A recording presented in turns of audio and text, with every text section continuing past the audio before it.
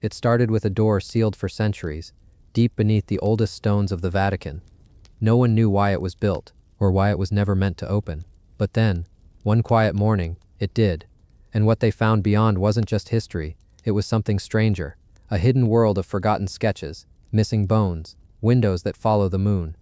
In this journey, we're not just visiting sacred halls or ancient libraries, we're stepping into the places time tried to bury, where paintings fade on purpose, and music plays when no one is there. If you enjoy unraveling mysteries in the quiet dark and drifting off to stories the world forgot, subscribe now. There's a lot still hidden, and we're just getting started. Leonardo's Forgotten Journal. The journal wasn't found by accident. It wasn't stumbled upon by a careless worker, buried in dust beneath a forgotten shelf. It was hidden carefully, deliberately, in a narrow crevice behind stone shelving inside a lesser-known archive chamber deep within the Vatican. They said the room hadn't been opened in over a century. The air was dry, still, untouched by modern light. The monks who managed the archive weren't even aware the wall was hollow behind the shelving. And yet once it was removed after a quiet inspection for structural decay, there it was, a wooden box, ancient and cracked. No ornamentation, no markings, just a single seal, not papal, not Roman, but a tiny sketch, barely visible, of a flying man. It was Da Vinci's symbol, not his famous mirrored handwriting, not even one of his mechanical drawings, just a simple etching he had once used when signing private letters. It wasn't meant for history, it was meant for a single person. Inside the box were pages, tightly packed, written in a familiar but faintly different hand. Not Leonardo's, but someone close to him, someone who studied under him, followed him, and preserved what the master didn't dare publish. Historians believe it was Gian Giacomo Caprotti, often called Salai, Leonardo's longtime companion and student. But the writing didn't match his exactly either. Some scholars now suggest a second, more secret student, someone unnamed, a silent observer of Da Vinci's final years in France. The pages were extraordinary. They weren't like the notebooks we know, the Codex Leicester, the Codex Atlantics. These weren't scientific experiments or mechanical observations. They weren't anatomy studies or city planning designs. They were something else entirely. Dreams, sketches of machines he never built, descriptions of lights in the sky he could never explain, ideas he called impossible truths. One entry mentioned a structure buried beneath water, so old, he said, it predated the flood. Another referenced the movement of shadows inside the dome of Florence Cathedral, shadows that didn't follow the sun. One page, strangely described a meeting with a man who spoke no Latin, but knew the names of stars not yet named. Leonardo had written that entry in red ink. Only that one. And then no explanation followed. There were drawings of pyramids, Egyptian, yes, but also ones not matching anything ever discovered. One in particular had stairs that wound inward instead of upward, leading into the earth rather than into the sky. He wrote beside it, "Not all pyramids seek the sun, some seek the silence." The Vatican scholars debated for months whether to make the journal public. They feared ridicule. More importantly, they feared questions, because some of the drawings matched ancient artifacts stored in the Vatican's restricted Egyptian wing, objects never displayed. One of those objects, a curved piece of stone with intricate grooves, had once been thought ornamental, but a drawing in the journal matched it exactly, down to the cracks, and labeled it amplificatore. In modern Italian, amplifier. Amplifier of what? Sound? Light? Energy? The journal doesn't say. Leonardo only wrote that it was never to be used again, and yet he'd drawn a version of it, updated, modified with copper threads woven through its grooves. That drawing was dated the year before his death, and below it, written in faint handwriting not his own, "Master feared this one most, said it speaks even when silent." The journal was returned to its box, preserved in climate-controlled storage. A digital scan was made, but access is restricted. Only a few have read it cover to cover. The Vatican hasn't spoken publicly about it. No press release, no announcement. But those who've read it say one thing over and over again. It doesn't feel like a collection of ideas. It feels like a warning. And now, after centuries in hiding, it waits. The mummies of the Holy City. The Vatican is not often associated with Egypt. The name alone brings to mind Renaissance paintings, papal archives, marble floors echoing with solemn footsteps. But beneath all of that, beneath the galleries and museums the public sees, there is a much older collection, one rarely discussed, and almost never displayed. It's not fiction. There really is an Egyptian wing inside the Vatican. Formally, it's part of the Gregorian Egyptian Museum, established in the early 1800s under Pope Gregory XVI. But there are pieces here that were never part of any public exhibit, not catalogued in museum brochures, not shown to visiting scholars, no placards, no translations. These were the artifacts considered too fragile or too strange.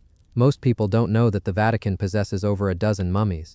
Some are in remarkable condition, skin like dried leather, hair still visible beneath cloth wrappings. A few have names: pharaohs, priests, women of high status, but others, they don't match any known burial style. One in particular is housed in a temperature-controlled vault. It's not Egyptian linen that wraps the body. It's a type of cloth that resembles linen, but under microscopic examination reveals tightly woven metallic fibers. No known burial custom has ever used that. The face is obscured by a strange mask, not gold like Tutankhamun's but dark green, almost stone-like, and fused to the skull. It was never placed on public display. The few who have seen it say the facial structure underneath doesn't quite match human anatomy. The limbs are slightly longer, the fingers unnaturally thin. When questioned, Vatican archivists insist it is an example of stylized burial, but a leaked internal memo dated 1963 describes it in colder terms. Possibly non-Egyptian origin, burial method unknown, remains exhibit unclassified traits. Where did it come from? There's no acquisition record, not even a note about when or how it entered the Vatican's collection. It's just there, filed away, under a code, not a name, and this isn't the only one. Several other mummified remains are stored in sealed drawers. One is labeled as child remains, but under X-ray analysis, the skeleton is far too dense for a child. The bone density suggests someone or something much older, perhaps even centuries old at the time of death. Another body is covered in strange circular carvings, not tattoos, not painted symbols, actual carvings etched directly into the skin while still alive, some form of ritual, a punishment, or a mark left behind by those who buried it. There's one case that Vatican researchers won't even open anymore, not because it's dangerous, there's no radiation, no toxins, but because of what happened the last time they did. According to unofficial reports, when the glass seal was broken, a strange scent filled the room, not the usual must of age and dust, something metallic, sharp, almost electric, and then the lights flickered. For a full 12 seconds, every bulb in that lower wing dimmed and surged. No explanation has ever been given. The incident was quietly logged and the chamber resealed. The mummy inside hasn't been touched since. Only a faded tag remains beside it, handwritten in Latin, "Not of this place." None of these mummies are on public view. Visitors to the Vatican museums will never see them. Tourists walk by the entrance to the Egyptian wing without realizing what's stored just beyond the barriers. A silent row of forgotten dead, some from Egypt, others perhaps not. There are rumors, quiet ones, that the mummies weren't found in Egypt at all, that some were recovered from excavation sites in southern Italy, buried in stone tombs that predate Roman conquest. Others may have come from under the Vatican itself, discovered during renovations in the 1940s and 50s when the city was being reinforced after the war. No records confirm these theories, but no records disprove them either, and so the bodies rest, wrapped in mystery, labeled in secrecy, stored in a place of faith, yet surrounded by questions that challenge everything the Vatican stands for. They say silence is sacred, but here in these cold chambers beneath the city of God, it's also unsettling. Silent saints beneath the streets. The streets of Vatican City shimmer in daylight, filled with tourists, cameras, sunlight bouncing off marble statues. But beneath all this movement, far below the surface, there's a silence that doesn't belong to the modern world. Few people think about what lies underneath. Tunnels, corridors, tombs.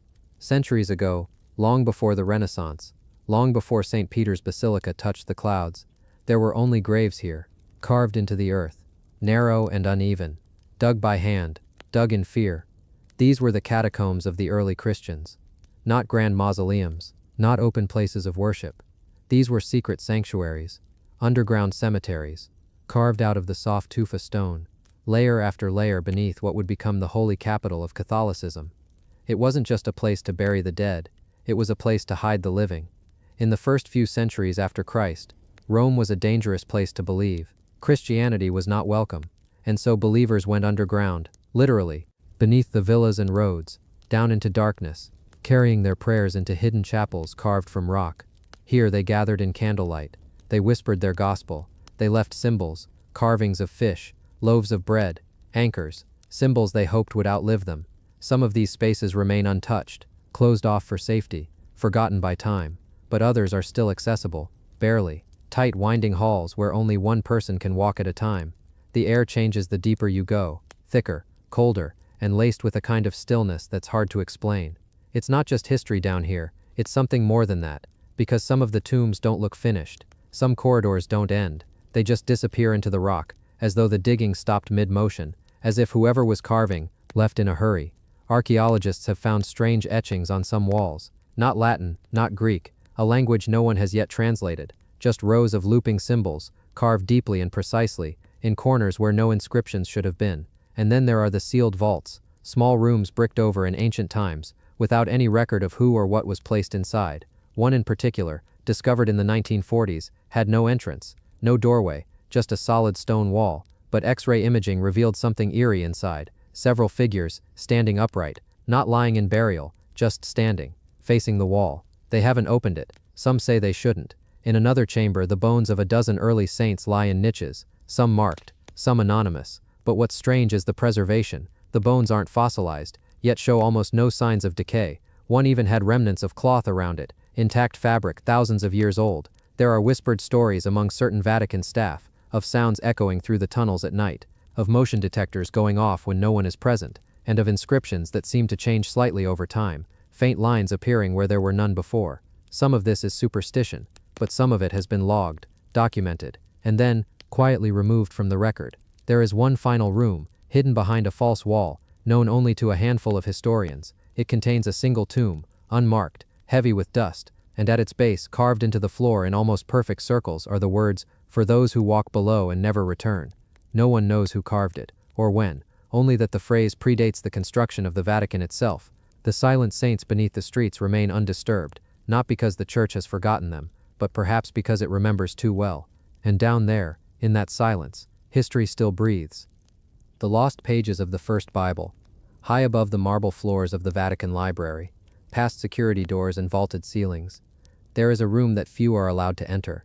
Inside, resting behind layers of temperature-controlled glass, lies a book that predates almost every version of the Bible the world has ever known. The Codex Vaticanus. Not just a manuscript, not just an artifact, but a whisper from a time when Christianity was still defining itself, when scrolls turned to books and ancient voices tried to capture the divine in ink and parchment. The Codex was written more than 1,600 years ago, somewhere around the 4th century. Its pages are made from fine vellum calfskin, stretched thin and carefully prepared. Every line of Greek uncial script flows in perfect columns, penned by scribes whose names have been lost to time. No punctuation, no spaces, just flowing words, word after word, page after page. It is said that this Bible may have been among the very first attempts to compile the full Christian canon into a single volume. Old Testament, New Testament, one unified whole. But it's not complete. Dozens of pages are gone, vanished, and no one knows when or why. The surviving parts of the Codex are extraordinary. The Gospels, the Psalms, the Acts, the Epistles. But then somewhere near the end, it just stops. No book of Revelation, no formal conclusion, just a quiet ending in the middle of an otherwise carefully constructed story. There are theories, of course. Some say the missing pages were lost to time, damaged or decayed. Others suggest they were deliberately removed, perhaps because they contained content that didn't align with the doctrines later embraced by the Church. Then there's the most whispered theory of all, that the missing pages weren't destroyed, but hidden, tucked away somewhere in the labyrinth of Vatican archives, or spirited off to private collections, or placed in sealed vaults because their words held ideas that could unravel centuries of belief. The Vatican has never officially commented. They acknowledge the missing sections, but do not speculate. Some scholars who have studied the Codex closely noticed strange details, tiny marginal notes that seem to reference other, now lost passages, scriptural cross-references that don't line up with any existing books. And once, a scholar in the early 1900s reported seeing a page fragment tucked inside the Codex's back binding, a slip of parchment bearing verses not found in any modern Bible. That fragment was never seen again, but its description remains in a handwritten journal now kept in the library's restricted section. Even more strangely, the Codex's script changes slightly halfway through, as if a new scribe took over, but the second scribe didn't just copy, they corrected, modified. There are places where words have been scraped off and rewritten, not many, but enough to raise questions. What was the original scribe trying to say, and what was changed? Could these edits hold clues to what the missing pages once said? In 2005, a digital scan of the Codex was completed. Scholars around the world gained access for the first time, but in reviewing the scans, some noticed subtle differences from earlier descriptions. Things that were once visible now appeared faint or missing altogether. Were they errors in scanning, or had the Codex changed again? A strange pattern seems to emerge the longer you study it. The deeper you look, the more gaps you find.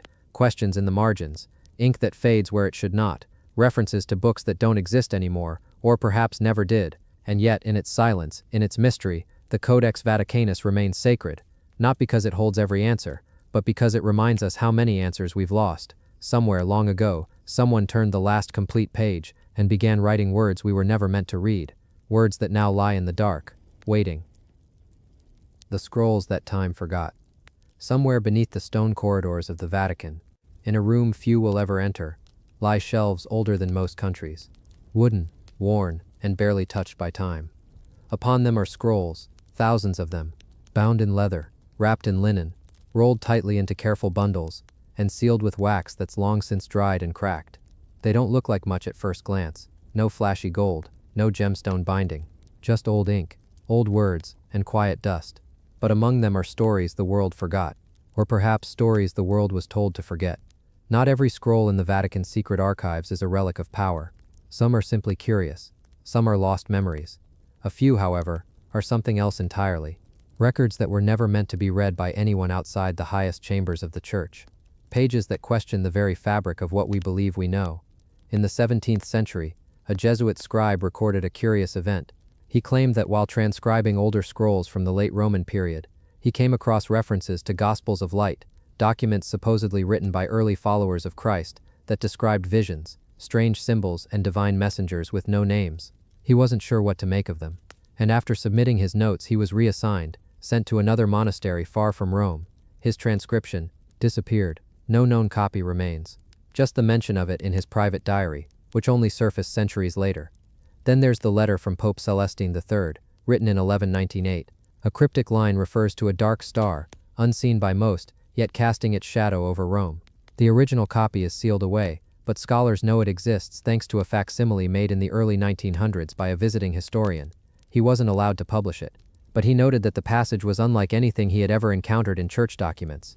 The tone wasn't theological, it was fearful. Another scroll, catalogued simply as Liber Ignis, the Book of Fire, was listed in the archives in 1874. 2 years later it vanished. No damage was reported, no theft, it was simply gone. Rumors say it contained records of rituals conducted in the catacombs beneath Rome during the 14th century. Others claim it included accounts of visions had by monks, visions of skies opening, and ancient voices speaking in tongues no longer understood. But since the scroll is missing, all we have are second-hand whispers. The Vatican says that many of these lost texts are apocryphal, unverified, or non-canonical. But what does that mean, really? Apocryphal doesn't mean untrue. It means unaccepted. It means controversial. It means someone somewhere decided that what the scrolls contained wasn't for us. There are whispers among researchers of scrolls that detail pre-Christian beliefs still preserved by early church leaders. Scrolls that suggest Jesus traveled further than previously thought, eastward toward the Indus. There are even claims of texts that describe a celestial event, a great sound in the sky, followed by the appearance of a fiery orb that descended and remained for days. No name is attached to this sighting, no explanation. The scrolls just refer to it as the arrival. Whether symbolic or literal, we don't know. And then, of course, there are the gaps. Entire collections noted in early catalogs that no longer exist. Scrolls referenced by scholars centuries ago, whose titles show up in marginal notes but not in the archive itself. There's a scroll marked only by its seal, a key crossed with a torch. No title, no author. The seal dates it to the early 1500s. It's one of the only scrolls kept in a temperature-controlled vault within the vault. Very few people have ever laid eyes on it. Why? Why the secrecy? The Vatican claims it's about preservation. Some materials are simply too fragile, others too incomplete to be useful, but that doesn't explain why they're sealed, why the metadata around them is encrypted, why visiting scholars, even with the highest clearance, are told politely but firmly not to ask about certain collections. There's something strangely human about that. The desire to protect what we don't fully understand. The fear that truth, raw, unfiltered, and unapproved, might be too disruptive, might challenge what we've built. So we seal it away. We let it gather dust, and eventually we forget it was ever there. Yet these scrolls still exist. Even now they sit in silence, bound in centuries-old twine, stored away behind layers of protocol and permission, waiting. Some of them haven't been touched in over 300 years. Others have been read but never discussed. Their contents filed into memory, then quietly returned to darkness. Imagine walking into that room, the air cold, the light dim, row after row of shelves, each filled with secrets that were never meant for the daylight. You pick up a scroll gently as if disturbing a sleeping animal. You unroll it slowly. The ink is faded but legible. It begins with a name you don't recognize. It references a place you've never heard of. It describes a ritual. Simple, quiet, meant to call upon something older than scripture itself. You don't know what it means, but you feel deep down that you were never meant to see this. And yet, here it is. You replace the scroll. You leave the room, but the memory stays. This is the strange paradox of the Vatican's secret archives. They are real. You can find the door. You can request access. You can see the records, but you cannot open everything. You cannot read everything. And you most certainly cannot share everything. Not yet, because there are still scrolls that time forgot. Scrolls that remember stories we've stopped telling. Stories that might change how we see the past, or ourselves. But for now, they remain asleep. Hidden beneath stone, behind seals, under layers of time and silence, waiting for the moment someone, somewhere, finally asks the right question, and listens for the answer buried in the old ink. So if tonight, as you drift to sleep, you feel a tug of curiosity deep in your chest, that quiet ache to know what was never meant to be known, let it be gentle. Let it guide you, not wake you, for the scrolls are still there, and someday their secrets may find you, when the time is right, when the stars align, and when silence gives way to the oldest voice of all, truth. The underground city of the dead. There is a silence beneath the heart of Vatican City. Far below the ornate floors of St. Peter's Basilica, under the golden dome and the polished altars, there is a place few speak of, a place older than the church itself. Before the bells rang, before the statues stood tall, before the saints were canonized, there were tombs, layers of them, tunnels and chambers where the dead were laid to rest, and where the living once whispered prayers in the shadows. They call it the Vatican necropolis. Not a crypt, not a basement, but a true underground city, buried beneath centuries of construction, lost beneath the weight of history, preserved in a strange stillness, as if time itself had curled up and gone to sleep down there. It's easy to miss when you're walking through St. Peter's, marble shining, sunlight pouring through the windows. You'd never know that beneath your feet is a maze of ancient corridors, narrow alleys, and forgotten rooms, a whole world hidden just beyond the reach of light. The necropolis dates back nearly 2,000 years, a time when Rome was still an empire, and Christianity was still a whisper. The early followers of Christ were not yet saints. They were citizens, stonemasons, merchants, and martyrs, many of them buried here, side by side, in these hushed underground halls. Back then, the Vatican Hill was not a sacred place. It was a pagan cemetery. Rich Roman families buried their dead here. Lavish tombs with painted walls and sculpted reliefs, columns and altars to forgotten gods. But over time, something changed. The site began to attract Christian burials, quiet ones, hidden ones, as if the faithful had chosen this place not for what it was, but for what it could one day become. Some believe that St. Peter himself was buried here.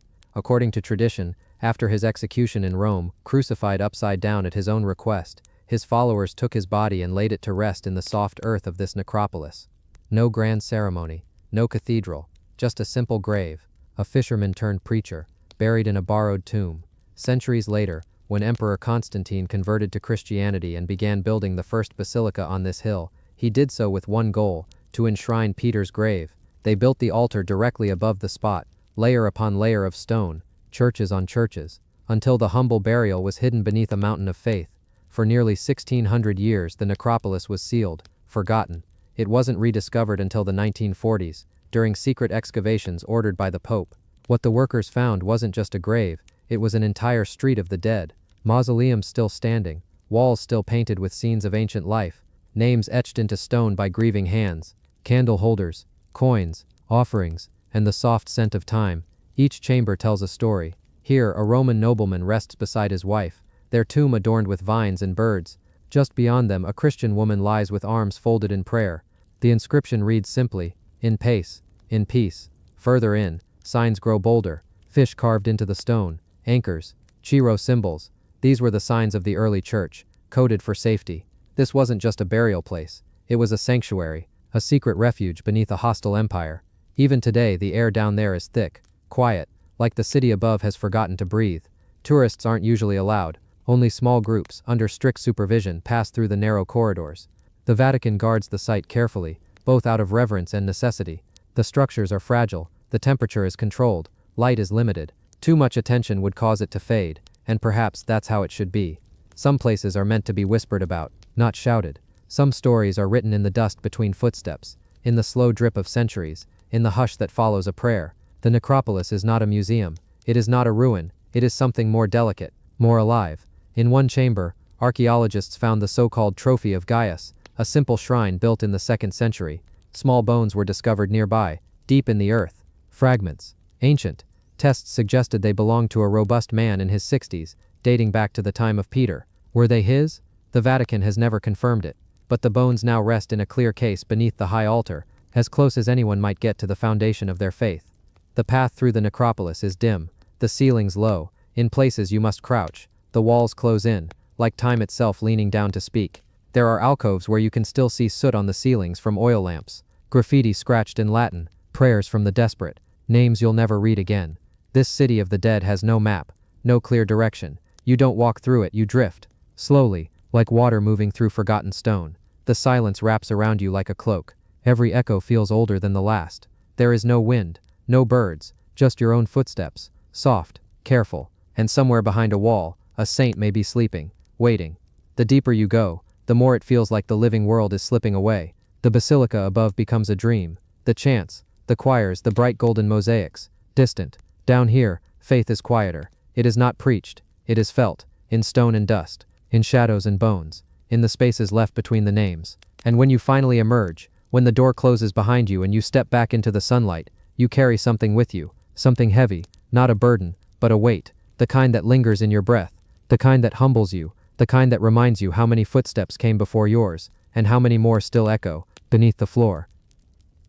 Michelangelo's hidden hideout, beneath the vast and echoing splendor of St. Peter's Basilica, down a corridor that most have never walked, behind a door that once stayed locked for centuries, there lies a room, small, shadowed, forgotten, a space carved not for worship but for retreat, not for grandeur but for hiding. This is where Michelangelo disappeared, alone, exiled, and in secret. The year was 1530. Rome was in chaos, power was shifting, and Michelangelo Buonarroti, sculptor of David, painter of the Sistine Chapel, was no longer just an artist. He had become a target. His support for the Florentine Republic, which stood against papal control, had made him a political enemy. When the Medici returned to power, his life was in danger. He vanished from public view, and for months, no one knew where he had gone. He was here, beneath the marble floors, beneath the basilica that would later house some of his greatest works. In this hidden room, barely tall enough to stand in fully, dimly lit by flickering candlelight, Michelangelo stayed hidden, alone with his thoughts,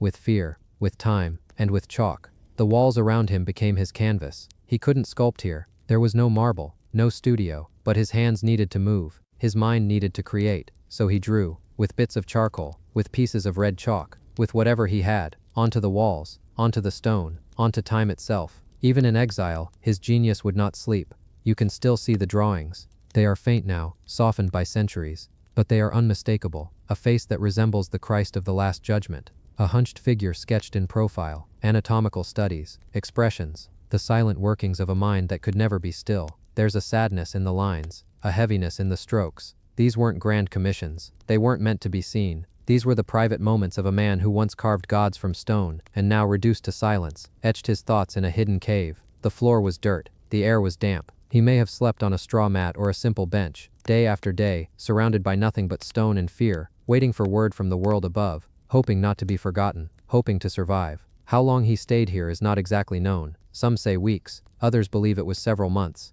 But when Michelangelo emerged again, it was as if a new fire had been lit. He went on to complete the Last Judgment, to sculpt the Pietà Rondanini, to leave behind works that would outlive him by centuries. And yet, this little room beneath the Vatican was never mentioned in his letters, never described in any journal. It stayed hidden for nearly 500 years. Only in 1975, during routine excavations beneath the basilica, was the room discovered, sealed, quiet, still waiting. The walls spoke, not with words, but with sketches, with memories, with the imprint of a genius who had once vanished into the dark. Today, the room is rarely shown. Access is limited, protected, and maybe that's right, because this wasn't a studio, it wasn't a chapel, it was something more human, a shelter, a whisper, a confession written in chalk. When you look at the sketches, you're not seeing a masterpiece, you're seeing a man, a soul in hiding, a mind in motion, a hand that never stopped creating, even when the world had turned against him. In the quiet of that small underground space, beneath the grandeur of St. Peter's dome, Michelangelo's ghost still draws, still watches, still waits, still waits.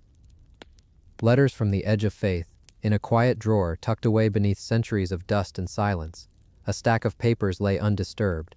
Their ink had faded, their edges had browned, but their words still pulsed like a heartbeat beneath old skin. These were no ordinary notes, no idle scribbles. They were the personal letters of Galileo Galilei, written not for the world but for himself, and for a God he both feared and questioned. Most know Galileo as the man who pointed a telescope at the heavens and saw truth in the stars, but what they rarely see is the man behind the telescope, the one who stayed up late, not just to chart the skies but to wrestle with something far less predictable, his faith. He believed in God. He had to. Born in a world where belief wasn't a choice but a structure of survival, Galileo grew up in the shadows of cathedrals and candlelit sermons. But belief, for him, was never simple, not after what he saw. In these letters, discovered buried in an old Florentine archive, Galileo confesses, not to crime but to conflict. His discoveries were not born out of rebellion, they were born out of awe. Awe that the moon had mountains, that Jupiter had moons, that the earth moved, and here's the part few speak of. Galileo wasn't trying to disprove God, he was trying to understand him, to see his fingerprints in the cosmos, to ask, quietly, if truth and belief could exist in the same breath. One letter, dated the year he first observed Saturn's strange rings, begins with trembling words, "Lord, I do not question your existence, I question how you work." In another, after being warned to stay silent, he writes, "They ask me to unsee what I have seen, but how does one unring the bell of truth?" It wasn't arrogance, it was pain. These were not declarations of defiance, they were admissions of a soul caught between wonder and warning, between what the church demanded and what the universe whispered. He never wanted war. Galileo was not a heretic, he was a man who loved both scripture and starlight, who saw no contradiction in believing the earth moved while also believing in divine design. But the world around him did not allow for such duality. Not then. One letter never sent was addressed to a cardinal who once supported him. "I ask not for pardon but for patience. The heavens do not rush, and yet they reveal themselves, layer by layer. Perhaps our faith should do the same." These writings aren't fiery or dramatic. They are quiet, tired, full of a longing for understanding. There are lines scratched out, sentences left unfinished. Some pages seem wept on. Others look like they were written in the dark. And through them all you feel it, the weight of a man caught at the edge. Not just the edge of scientific revolution, but at the edge of something deeper, something sacred. He was trying to make peace between two things that in his time were seen as enemies. But Galileo didn't see enemies. He saw a sky full of questions, and a heart full of belief, and he dared to think they could coexist. Today those letters sit behind glass, fragile and yellowing, but when you read them, it doesn't feel like the voice of a distant figure. It feels close, human, restless. We like to remember Galileo as a hero of science, but maybe the truer story is this. He was a man who stood in the dark, looked up and believed in more than one kind of light, and in the silence between those words, maybe just maybe he found it. The chamber without a key. There is a vein of whispered mystery running beneath every corridor of the apostolic palace, a hush that listens rather than speaks. And deep within that labyrinth, buried behind doors more ancient than memory, lies a vault known in legend as the chamber without a key. Locked for centuries, yet with no record of how it was opened or who opened it. Most who work in the palace pass within yards of its door each day, and never notice it. A simple wooden panel set into stone, unadorned, unassuming. Its only distinction a tiny brass plate, worn to dullness, engraved with letters now unreadable. There are no hinges visible, no matching lock. And that's the thing, no one knows how it locked, and no one has found a key. The first time anyone even realized it was there was in the late 1600s when workers repairing old floors discovered a sealed corridor. Underneath broken tiles, beneath centuries of marble dust, they unearthed a wall and a closed door. In the official log, a brief entry notes a door found closed behind the old chapel, but no key was ever catalogued, no map updated. The door stayed closed. Centuries rolled on.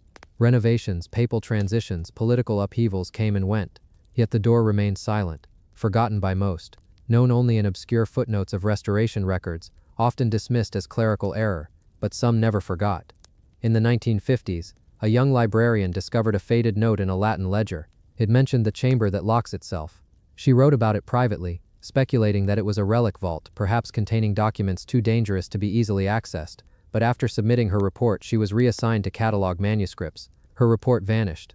Then, earlier this century, during seismic tests in the vault below, engineers noted an empty space behind the wall, shaped like a small room. Immediately, bravery tempered by caution, archaeologists were not permitted. Only watchers in suits whispered about a sealed cell under the palace, its contents unknown. Nothing was done, until one day, permission, quiet, minimal, for a team of restorers to examine it. And so they approached the door. No key in hand, no ancient chronicle to follow, just gentle taps, light brushes to clear dust, and the slow scraping of mineral buildup.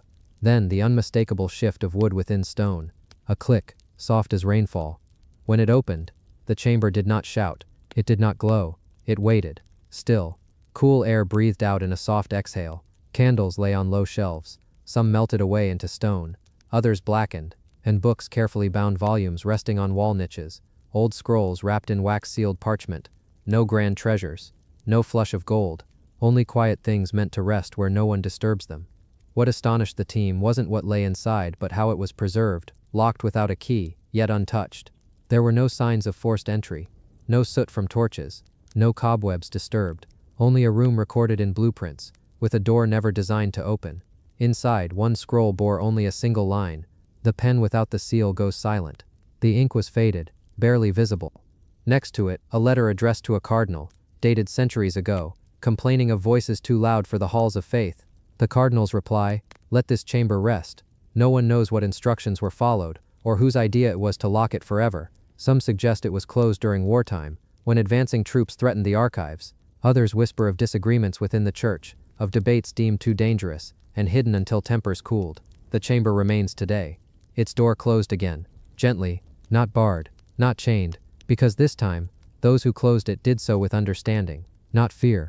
When the door is opened again, if ever, the world may learn more of its secret contents, or perhaps it is better that some doors remain sealed, mystery preserved, history intact, faith undisturbed. Tonight, when the palace is still, and shadows gather under vaulted ceilings, a memory lingers, a memory of that click, that breath of air, that sight of pages untouched, a chamber locked without a key, whose silence remains the greatest secret of all. The hidden map of heaven. There are paintings that dazzle, and there are paintings that wait, quietly, patiently, in forgotten corners of sacred halls, their surfaces cracked by time, their stories buried under layers of varnish and smoke. This is the story of one such painting, an old fresco, found deep within a monastery cloister in northern Italy. A painting long believed to be purely symbolic, until a soft beam of evening light revealed something astonishing. It begins in a town most travelers pass by, modest, worn, but once, in the height of the Renaissance, it was a vibrant sanctuary for artists fleeing the chaos of Florence. One such artist, a figure shrouded in anonymity, left behind a single fresco, no signature, no known patron, just one wall-sized painting tucked away in a vaulted corridor few entered anymore. To the monks it was called the Ascent of the Virtues, a religious scene, a spiral of robed figures ascending through golden clouds toward a distant light. Angels hovered, scrolls unfurled. At a glance it looked like so many others from its time, an allegory, instructive but not unusual. For decades, restoration experts logged it only as early 1500s, artist unknown. Cracks had formed along the surface, but no major damage. It was dusty, dull, faded, but untouched. No one knew what they were overlooking. Until one summer evening, as the sun dipped low and streamed through a high stained glass window, the corridor flooded with amber light, and something strange happened. What had once looked like clouds shimmered, and the pattern of their curves, their spacing, didn't match any known Christian symbolism. An astronomer visiting the monastery noticed it first. He paused, then asked the question no one ever had. Why do the clouds form a spiral? When photographed under filtered light, and digitally enhanced, the shapes no longer looked like clouds at all. They matched the star patterns of the northern sky, as it would have appeared in 1492. Not approximately, not vaguely, precisely. The painting showed constellations.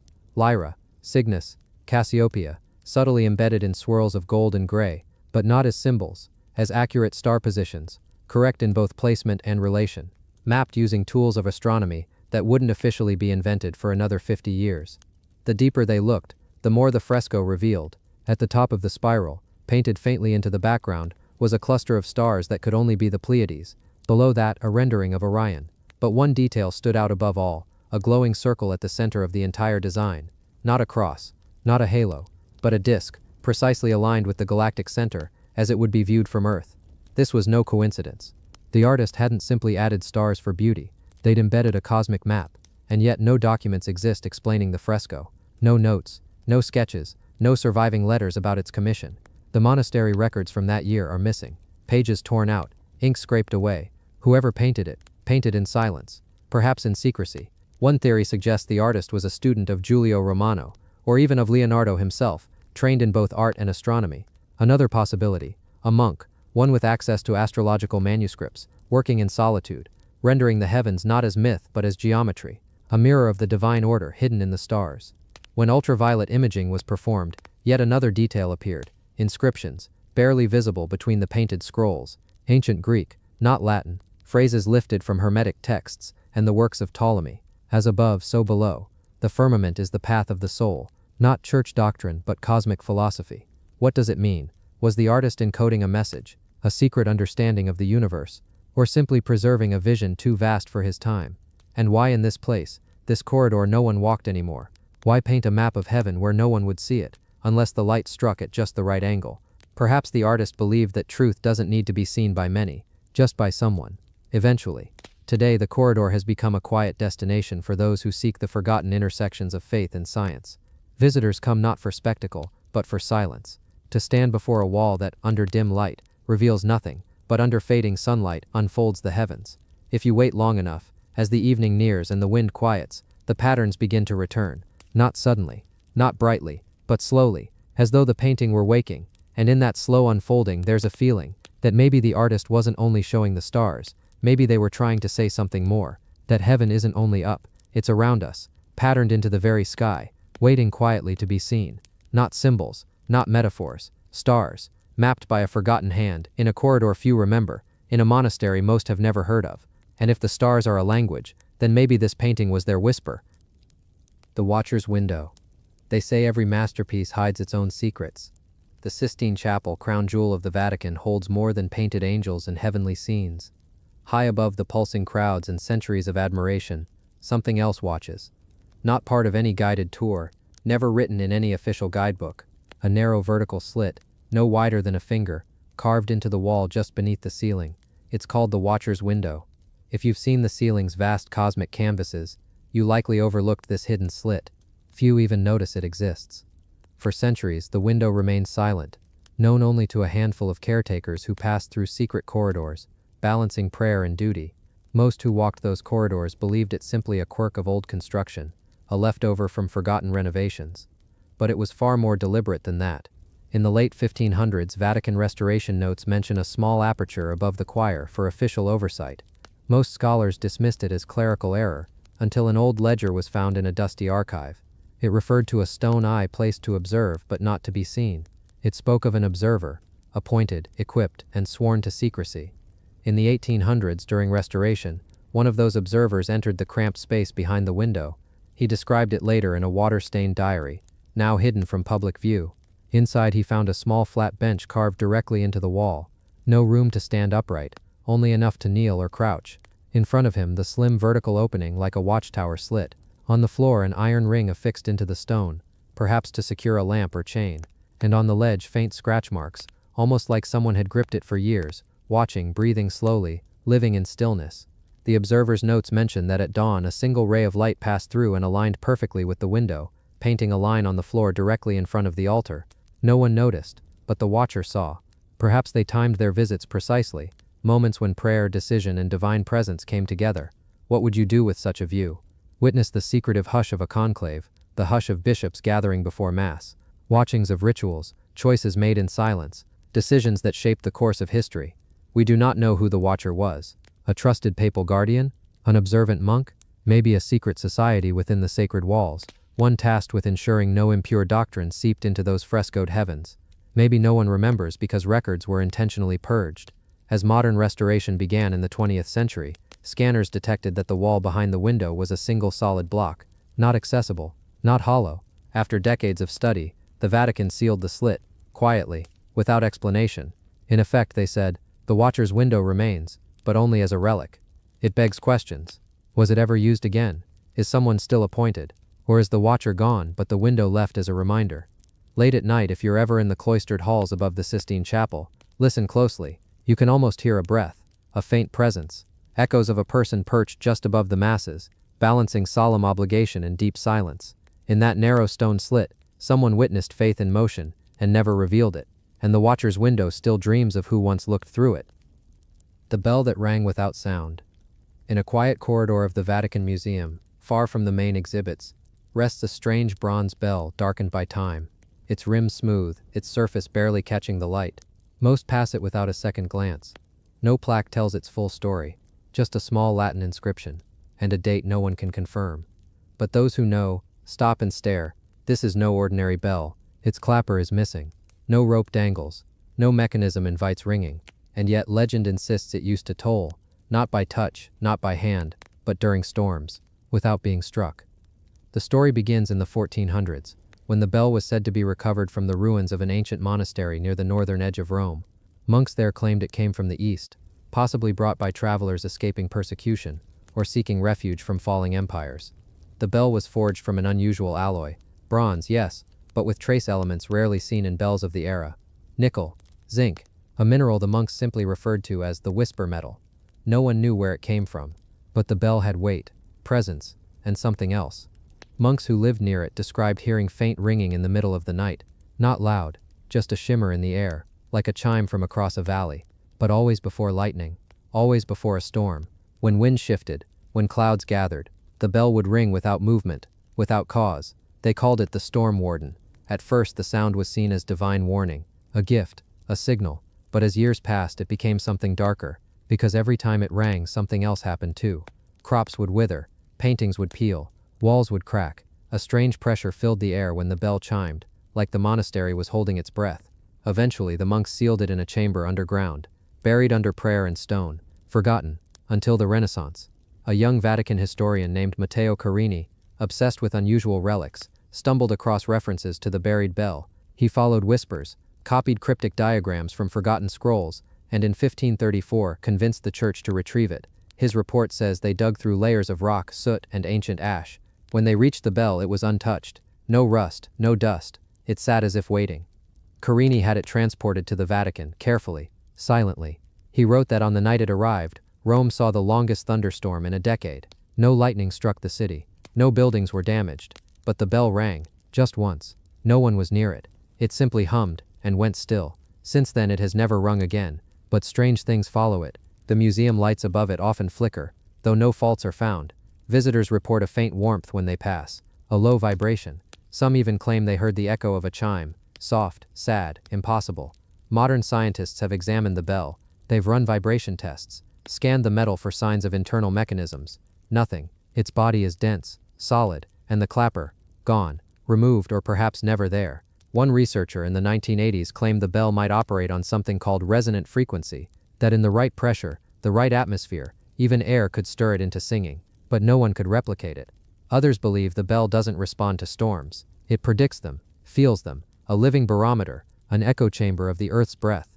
One theory even suggests it's not a bell at all, but a sensor, something ancient cultures built not to signal us, but to listen to thunder, to clouds, to tremors in the ground, a frequency translator for forces we've yet to understand.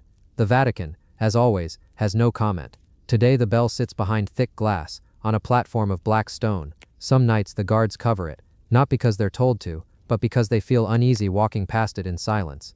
It doesn't move, it doesn't ring, but it feels, and in the heart of Rome where old gods and new saints share walls, the bell sleeps, waiting perhaps, for a storm worth remembering. The garden that shouldn't grow. There is a small courtyard within the walls of Vatican City that does not appear on most maps. No visitors are allowed inside. No photographs exist. Even the staff who work nearby don't speak of it often, only in passing, only in whispers. It's simply called the garden, but it is unlike any garden in Rome. Hidden between two older wings of the Apostolic Palace, near the Archivio Segreto Vaticano, the secret archives, it occupies a narrow rectangular space, surrounded by walls that have stood for hundreds of years. The stones are thick, the doors are always locked, and yet within this stone trap something strange has taken root.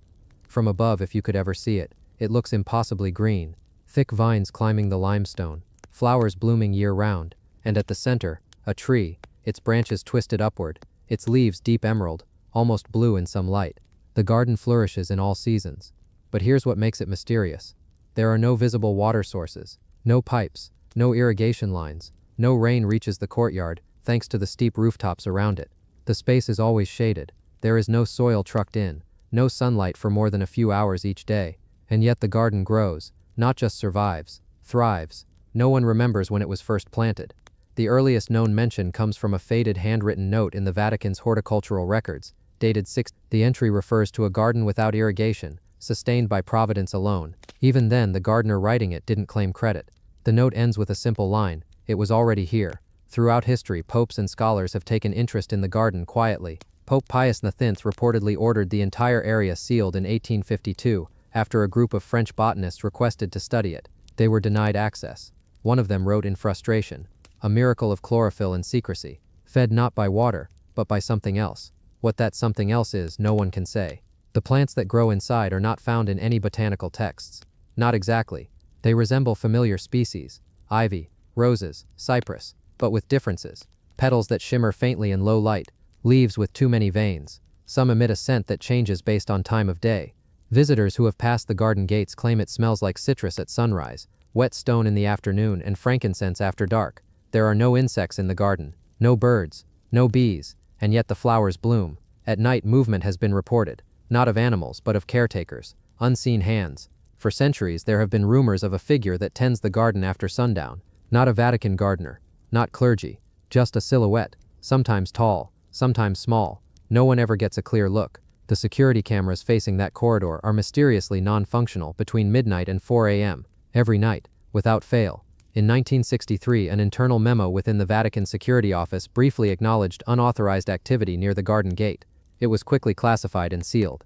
A visiting diplomat from Portugal, who glimpsed the garden while being escorted through a nearby hall, later wrote in his personal diary that the space felt older than the palace itself. He added, "I could not hear my footsteps there. The air did not move. The garden watched me." Others have described a feeling of calm, too calm, like the world goes quiet within those walls. No wind, no city sounds, just stillness, thick and perfect, like the space is out of time.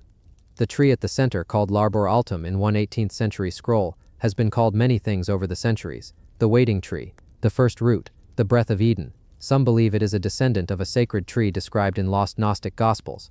Others suggest it was brought from the east during the Crusades, its seed hidden among relics. But the strangest account comes from a nun in 1904, Sister Caterina Bellani. She was allowed to enter the garden once, as part of a papal study. Her journal describes the experience in delicate handwriting. "The tree welcomed me. I do not know how I know this. It bent slightly as I approached, not from wind, but from knowing. I touched its bark. It was warm, not like sun-warmed stone, but like skin, and in the silence I heard something like breathing, slow, deep, not mine." She never spoke of it again.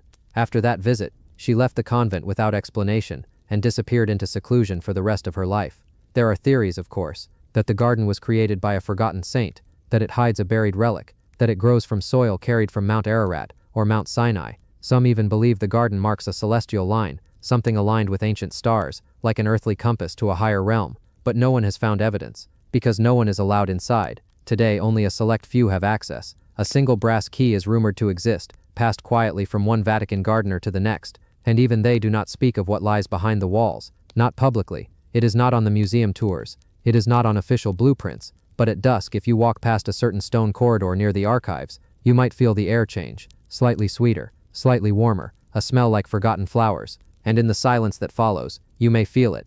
The breath of something green, watching, growing, waiting. The crypt that changed its shape. There is a chamber beneath the Vatican, not the grand halls lit with marble and gold, not the rooms tourists are guided through.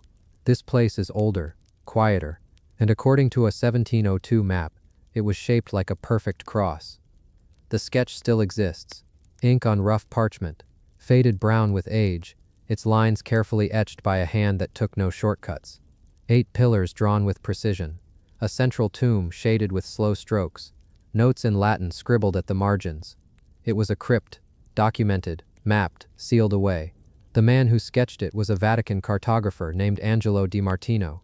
He was tasked with surveying underground rooms after a partial collapse exposed a passage beneath the chapel of St. Lawrence. What he found, or thought he found, was an underground chamber shaped in a perfect cruciform, arms extending north, south, east, and west. Pillars lined the corridors.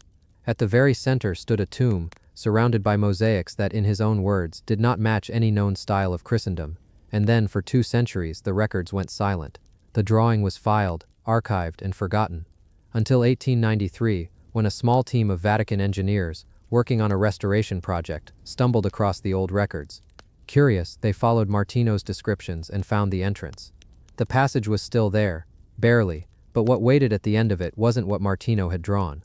Instead of a cruciform crypt with 8 pillars, they found a circular room with only 4. The tomb? Gone. The walls, bare. There were no mosaics, no inscriptions, just silence. Heavy, echoing silence. This is not a rumor, it's recorded in Vatican archival minutes from the 1893 project. The engineers were baffled. They checked the location, compared the drawings, even measured the walls. But there was no mistake. The room was in the right place, but it was the wrong room. Martino's 1702 drawing showed one reality. The 1893 records showed another. There are 3 common theories. The first is simple. Martino got it wrong. That in the flicker of torchlight and centuries-old dust, he saw a shape that wasn't there. That his mind, perhaps eager for symmetry and symbolism, filled in gaps. But there's a problem with that theory. Martino didn't work alone. His survey included measurements taken by 2 assistants, and their notes agree with his drawing. The second theory is darker. It claims the crypt was altered sometime between 1702 and 1893, that someone, perhaps even an order within the church, removed the tomb, filled the arms of the cross, and reshaped the chamber to match something else. But why? What was removed? And why no mention of such a major architectural project? The third theory is stranger. It suggests that the crypt shifted. There's a long-held belief among a few Vatican historians that the ground beneath the Apostolic Palace is not entirely stable, not geologically, but spatially. That there are rooms that appear and disappear, passages that open to nowhere, that the old catacombs don't just extend outward, but somehow inward, folding into spaces that don't always remain the same. Caretakers have spoken of stairs that once led to shrines, now ending in bare walls, of a staircase that spiraled downward one year, and the next was sealed in stone. These are just whispers, of course. Stories passed quietly between archivists who've worked in the Vatican's deeper levels for decades, but they sound eerily similar to what was discovered in the crypt. One modern-day researcher, who remains anonymous, was allowed to examine the chamber briefly in the early 2000s. He described it as cold, colder than the rest of the basement, he wrote, as if the room hadn't settled into the same time as the others. He noted that the walls were strangely smooth, lacking the chisel marks found elsewhere, and that when he whispered, the echo returned to him too fast, as if the room were smaller than it appeared. He wasn't permitted to return. Today that chamber is sealed again, access restricted. Not officially, of course. On paper, it's just part of the maintenance level, but guards are posted near its entrance. Visitors are not allowed past a certain point. The corridor that once led there is now bricked over, but the 1702 drawing still exists. It's kept in a glass case in the Vatican's map archive, seldom displayed. If you compare it side by side with the 1893 reconstruction, the 2 images seem to argue with each other. Same location, same depth, different reality. What happened in those 901 years? Was the tomb removed to hide something? Was the room transformed? Or did the crypt reshape itself? It's a question with no answer. The Vatican has thousands of rooms. Hundreds are undocumented, some sealed, some lost. Over time, doors have been locked, passageways filled, staircases erased. But what if not all of them are lost because of human hands? What if some of them are slipping, not forgotten but shifting, not removed but transformed? And what if that crypt, the one Martino so carefully measured, still exists, just not exactly where we think it does? Perhaps it's still there. Perhaps tonight the room is shaped like a circle, and next year, it may be something else entirely, something waiting to be found, or something that never left. The book that erased its own words. There is a book in the Vatican Library that does not behave like other books. It is not large. It is not gilded. Its pages are ordinary parchment, aged and yellowed, but what sets it apart is not what it contains. It's what it no longer does. For years it was shelved like countless others, just another line in the endless catalog of old manuscripts. A quiet presence, tucked between volumes on astronomy and prayer. And yet sometime in the late 1800s, a scholar made a note in the margins of a catalog record. Ink, fading, no one paid much attention. Fading ink was common in books that old, but something strange began to happen over the next few decades. Page by page, line by line, the words weren't just fading, they were vanishing. Not smudging, not worn away, gone. Entire sentences disappeared into the fibers of the parchment, like breath lost in fog. By the mid-20th century, half the book was unreadable. No one had touched it. No water damage, no mold, nothing explainable, just silence, replacing scripture, doctrine, letters that once guided beliefs, now left no trace. Some believed the ink had been made with unstable compounds, perhaps iron gall, a mix of tannins and iron salts, known to fade with time, yes, but not like this, because other books written with the same formula, same century, same script remained perfectly legible. A handful of scientists were allowed to examine the manuscript under UV and infrared light. What they found was unsettling. The ink hadn't merely disappeared. It had soaked so deep into the page that it was now part of the parchment itself, absorbed, digested, faded beyond the spectrum of visible light, almost as if the book had decided to swallow its own words. And then came the stranger part. In a digital scan made just 10 years ago, technicians noticed something that hadn't been seen before: tiny impressions, indentations left behind by the pressure of a quill. Even where ink had vanished, the ghost of the writing still remained in the texture of the paper. Every line, every sentence, the memory of meaning still pressed into the page. It was almost as if the book wanted to forget, but couldn't. When Vatican archivists attempted to transcribe it again, something odd happened. Their eyes began to play tricks. Lines they swore weren't visible suddenly appeared, then faded again. Words they were certain they'd just read were no longer there, and even stranger, some words seemed to change. A verse referencing a saint's teaching once spoke of discipline. Now in that same place, a different scholar saw disappearance. The same letters, but rearranged. No one could agree on what they were seeing anymore, so the book was quietly removed from public viewing. It now sits in a climate-controlled room, scanned, protected, and carefully watched. They no longer allow direct contact, no gloved hands, no turning of pages, not because it's too delicate, but because in some way the manuscript seems to be alive, responding, reacting, and every year one more sentence fades. Some call it a chemical anomaly. Others whisper of a manuscript never meant to be read forever, a book that held truths for a time and chose to let them go. Whatever it once said, whatever message it held for the world, it is now vanishing into itself. The Vatican never published a full transcription. They said the book could not be copied, not fully, not accurately. Too many words were missing, too many meanings lost in the soft breath of time. But still, late at night researchers say you can hold the scan up to the light, and if the room is dark enough, quiet enough, you'll see the faint lines reappear. Not clearly, not for long, just a shadow of meaning, as if the book even now is whispering one final thing: forget me. The choir who never left. It always begins the same way. A soft swell of voices, distant, almost indistinct, floating from somewhere deep inside the stone walls of the basilica. Gentle harmonies, layered tones, the sound of human voices rising and falling, in perfect unity. Tourists pause in the corridors, unsure at first. They glance upward. They listen. The sound feels sacred, yes, but also strangely misplaced, because there is no choir scheduled. Not that day, not that hour, not even in that part of the building. And yet the singing continues. Visitors to this centuries-old basilica, tucked quietly within the Vatican's older quarters, report hearing it most often near the apse. Others say it drifts from the older, closed-off sacristy hallways. A few swear it emerges from behind sealed wooden doors, down passageways that no longer connect to anything. Security guards have heard it too, and priests, and once even a choir director, who confirmed the notes were not random. They followed a pattern, a real piece of music, but not one anyone could identify. Not Gregorian, not polyphonic, something in between. It wasn't just a melody, it was structured, harmonized, but with phrasing unfamiliar to even the most well-read musicologists. Ancient sounding, yet not archived anywhere, as if it had been composed in a forgotten chapter of musical history, or never written down at all. In the 1990s, the phenomenon became more widely noticed. A researcher conducting an acoustic study recorded ambient tones in the rear chapel. On playback, the faint sound of voices could be heard in the background. He returned again at night. More microphones, more silence, but again, voices. Female sopranos, male tenors, children's voices too. He was alone. He checked the corridors. Nothing. He contacted the basilica staff. No rehearsals, no ambient speakers, no music of any kind had been piped in, and yet he left with over 7 hours of recordings. When played back through spectral analysis software, something even stranger happened. Some of the voices weren't layered at all. They were staggered, like echoes repeating across time. The same refrain sung multiple times, but from different corners of the structure, as though the sound were folding in on itself. Different versions of the same moment, drifting across years, singing in perfect sync, a sound imprint.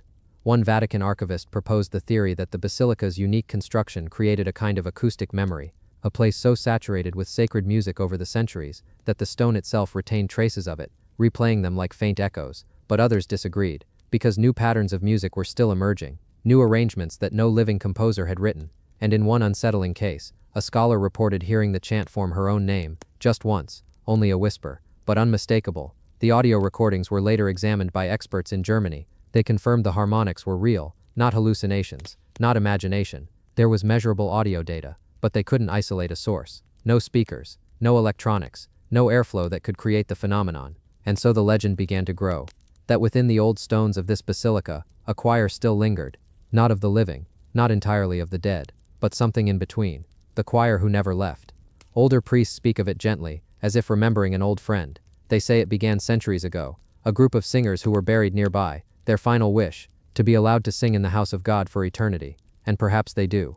Every now and then a tourist will stop mid-step, turning toward a hallway that leads nowhere, their eyes unfocused, their ears straining. They swear they hear it. A tone, a voice, a line of harmony that threads through the air like incense. They look around. They call out. They find no one.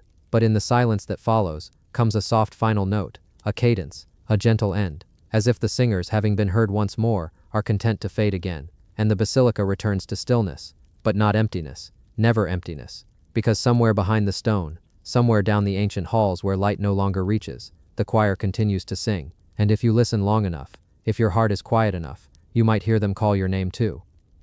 The cross that was buried twice. It was meant to be the most sacred of all relics, a fragment of the very cross on which Christ was crucified, preserved for centuries, guarded by kings, fought over by empires, and then lost. But unlike other relics, this one did not vanish into myth. It disappeared, was rediscovered, then disappeared again, intentionally, buried not once, but twice, and no one seems to know why. The first record of the relic dates back to the 4th century, when Helena, the mother of Emperor Constantine, embarked on a pilgrimage to the Holy Land. According to early Christian chroniclers, she discovered 3 wooden crosses buried beneath a ruined Roman temple in Jerusalem. One of them, she believed, was the true cross. Pieces of that relic were distributed across the Christian world. Constantinople, Rome, Antioch, and other cities built chapels and reliquaries to house their fragments, but one portion was different, larger, intact, encased in gold and crystal. It was kept in a marble vault beneath a monastery in northern Anatolia. The records say it was only brought out during plagues or wars, times when the world teetered on the edge of collapse. Then came the 13th century. During a period of conflict between Crusaders and Byzantine loyalists, the monastery was attacked, the vault was breached, and the relic vanished. For over 400 years there were no reliable sightings, until 1697. A Jesuit scholar named Matthias Gravelet wrote in his private journals that he had seen a cross of ancient timber, adorned with fittings not of this age, sealed beneath glass, and hidden in a hollowed stone under the altar of a minor church in Lyon. He included a sketch, measurements, even a coded note, hidden within a psalm, suggesting that the cross had been reburied, quietly, deliberately. He did not say who buried it, or why. Years later, in the early 1800s, a small chapel on the outskirts of Lyon was scheduled for demolition. Inside its foundation, workers found a stone cavity. Inside, wrapped in decaying red cloth and tucked in a silver reliquary, was a cross. It matched Gravelet's description exactly. But here's where the mystery deepens. The find was not announced, no ceremony, no relic procession, no church proclamation. Instead, a local bishop quietly ordered the cross to be moved. It was taken to an abbey 200 kilometers away, under armed guard, and sealed in a chamber beneath the apse. A new altar was built on top. No plaques, no markers. It was buried again, on purpose. Modern researchers who have traced the relic's path agree that it was once revered, even fought over. But today, few in the church speak of it at all. When asked, Vatican archivists deflect. There are many relics, they say. Not all are catalogued, but there is one internal memo, leaked in the 1970s, that seems to suggest concern. Translated from Latin, it reads, Lord Faust, the object must not be venerated at present. Let it rest beneath the stone. There are reasons the faithful must not know. No further explanation was ever provided. A theory emerged, that the cross fragment may not be what it seems. One historian proposed that the wood bore unusual carvings, symbols not consistent with early Christian iconography. Another whispered that beneath the golden clasps was a faint stain that never faded. Not blood exactly. Something older. One record, never confirmed, claims a priest who handled the relic later suffered vivid visions and had to be removed from service. Another says the wood emitted a scent not like cedar or pine, but something bitter, like burning resin, or charred incense. And then there's the story of the second burial. A monk, long retired, claimed to have witnessed it as a young novice. He said the bishop who received the cross in the 1800s wept upon seeing it, not from awe, but from fear. He gathered the elder priests. There was a mass held behind closed doors. Then the relic was lowered into the earth again. No relic is buried like that unless someone wanted it to stay lost. But why? Some say it was cursed. Others believe it was too powerful, too real, that if the faithful saw it, touched it, the world would never be the same. There's also a rumor that it was shown once more during the Second World War, hidden in a private chamber as bombs fell around the monastery, that a few monks prayed before it, and the monastery was spared. No records confirm this, and yet the abbey still stands. The chamber is still sealed, and no one speaks of what lies beneath. Today the relic is technically unlisted. The church will not confirm its location, and no official pilgrimage is permitted. But some still visit the abbey. They sit near the old apse, and they say that if you wait long enough in the silence, you feel something. Not warmth, not peace. Something heavy, as if the stone beneath your feet is holding more than just relics, as if the weight of something ancient is waiting, not to be found again, but to remain hidden, buried, twice, and maybe that's where it should stay. The Vault of Vanished Saints. Some rooms are empty because they were never meant to hold anything. Others are empty because something once was there, and now it's gone. In the deeper corners of Vatican archives and reliquary chambers, there's a quiet shelf of marble drawers. Each drawer bears a name, carved in Latin, worn by time, but still readable. Each one labeled not just with a name, but a story, a martyr, a saint. Someone once venerated, cherished, recorded by hand, and yet when opened, the drawers hold nothing. Not bone, not cloth, not dust, just silence. This is not a single drawer misfiled. It's not an accident of cataloging. There are dozens of these. Enough that one archivist, long retired now, whispered about it in a single footnote no one was meant to find. He wrote, "They are saints without presence, names without weight, gone but accounted for." His note wasn't in a journal or a report. It was scribbled on the back of an inventory card from the 1930s. It was found years later, tucked into a book that had nothing to do with relics. When you walk into the relic vault, you expect quiet, but not this kind. The air is still, the temperature controlled. Lights hum, low and dim. You see golden cases housing finger bones, ivory boxes with slivers of wood said to be from the true cross. You expect reverence, dustless care, a kind of sacred museum. But off in one corner are the drawers that no one talks about anymore, each the size of a shoebox. Some smaller, some larger, all labeled, all empty. Saint Aurelius, gone. Saint Bellina, gone. Saint Marcus of the Old Way, gone. Not missing, not misfiled, gone. Old records suggest they were moved once during a renovation in the 18th century, but the records of where they were relocated end abruptly. One line of ink trails off the page. No follow-up, no confirmation. Some drawers have small papers inside, fragments of earlier tags, Latin notes that once listed contents. One reads caput in argento, a head once sealed in silver. The head is gone. The silver, gone. Even the wax seal that once marked the box, gone. In 1967, an unofficial review of the relic room was conducted by a young seminarian with a passion for church history. He didn't last long in the order, but he kept notes. One entry simply reads, "I do not understand how so many saints can vanish, and no one speaks of it." He never published his findings. He never appeared in any official report, but the box that held his notes, eventually donated to a university, contained a small sketch, a diagram of the drawers, 48 in total. He highlighted 31 as unaccounted for. A century earlier, in 1854, a traveler from France wrote about seeing relics during a private Vatican tour. His journal mentioned a strange drawer, marked with a martyr's name, but filled only with dry rose petals. That journal was never published. It sat in a Paris attic for 90 years before being rediscovered. No one knows if he made it up or saw something real. But here's where it grows stranger. Some of the saints listed on these drawers no longer appear in the official canon. It's as if their stories were erased alongside their remains. Names once inscribed in gold now barely exist in any modern litany. It raises questions. Were these saints real? Were their relics ever actually here? Or did the church quietly, over time, erase their presence? The window that sees the moon. There is a quiet place high in the architecture of the Apostolic Palace. Few ever climb the stairs to reach it. It isn't on the tour maps. There are no signs, no velvet ropes, no crowds with cameras. It exists mostly in silence, at the end of a narrow corridor where the air feels different, older, somehow, and undisturbed. It's not a chapel, not a study, not a storeroom, just a room, circular, modest and plain. Its only feature is a round window. Not large, not decorative, not made of stained glass, just a circle of stone with a hollowed center, cut through centuries ago, for reasons that no records clearly explain. During the day, the light streams in, golden and soft. Dust dances through the beam like tiny stars. But most of the year, this room remains unvisited, empty, unremarkable, until one night, only one night, when something unusual happens. The Vatican has weathered centuries of renovations, earthquakes, restorations, but somehow this window never moved. The stones around it shifted, walls were patched and painted, but this one circle, this one cold, unpolished window, remained in exactly the same place. And every year, on the night of the winter solstice, it captures the moon. Not just a glimpse, not a passing glow, it locks in with perfect alignment. The moon rests directly in the center of the circle, and for a few hours the room is filled with silver light, like it was waiting all year for this one moment. Historians debate whether it was intentional. Astronomers have tried to chart the alignment. Architects have measured angles and elevations. But there are no records. No architectural drawings from the era mention this window. There's no dedication plaque, no celestial reference, nothing to say whether it was by design or by chance.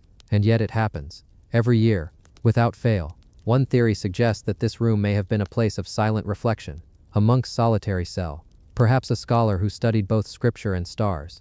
In the Renaissance era, the church was more entangled with astronomy than we remember. The calendar we use today, the Gregorian calendar, was born from the Vatican's desire to align with the heavens more precisely. Perhaps someone, centuries ago, carved that window to mark time in a different way, not by clock or candle, but by moonlight. Locals whisper other theories. Some say the window was used for secret observations, that it was a tool in some lost lunar calendar known only to a select few.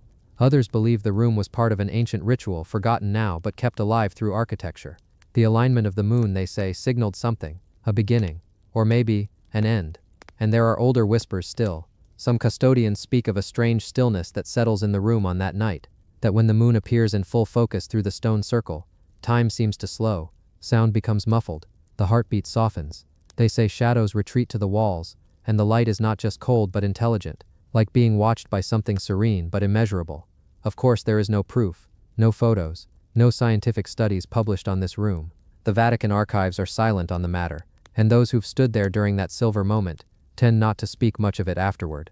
Just a nod, a look in the eyes, a kind of quiet agreement that some things are better left unnamed. One letter, however, did survive, dated 1891, written by a German priest visiting the Vatican for a winter retreat. He mentions being guided to the lunar room by a quiet brother who said nothing during the walk, only that he must see it before midnight. The priest writes, "I stood in that circle of light and felt, not warmth but welcome, not understanding but peace. It was like the world turned inside out for a moment, and something ancient looked in from the other side."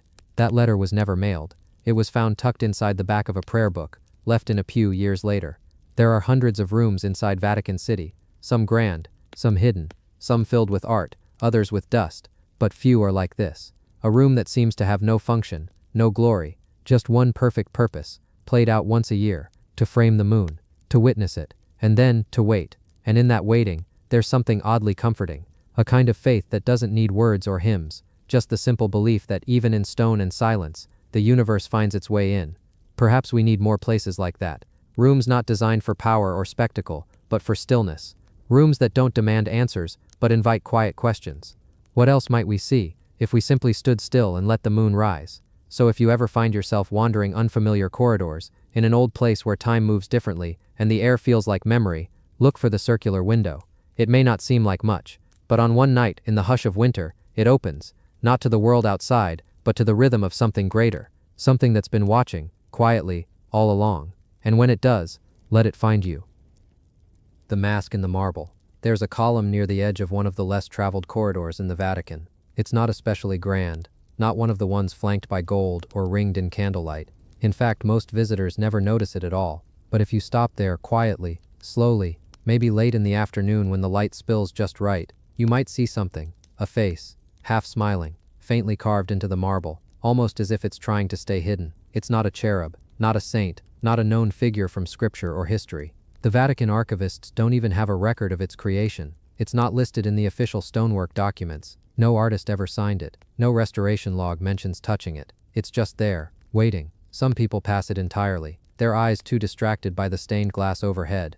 But for those who pause, there's an odd stillness, as if the air around it becomes denser, as if the face knows you're looking at it. The curl of the lip, the depth of the eye sockets. They're far too human to be an accident, but not quite lifelike enough to be comforting. The corridor itself isn't part of the usual tours. It's tucked behind a chapel, and you have to know which door to gently lean open, which hallway to step into. And once you're there, it's quiet. So quiet that even your breath seems to echo a little louder than it should. The first known mention of the face wasn't in a Vatican document. It was in a letter written by a monk in the late 1500s. He describes a marble trickster watching from the shadows, and how he felt its gaze linger on him long after he'd walked away. The letter wasn't meant for the public. It was written to a brother at another monastery. A personal note, private, but somehow it survived. Preserved in a private library, rediscovered in the 19th century. What's curious is that in later photos of that same column, some taken for architectural surveys in the 1800s, the face doesn't appear, not clearly. The marble looks smooth, almost untouched, but in modern images, the face is there again,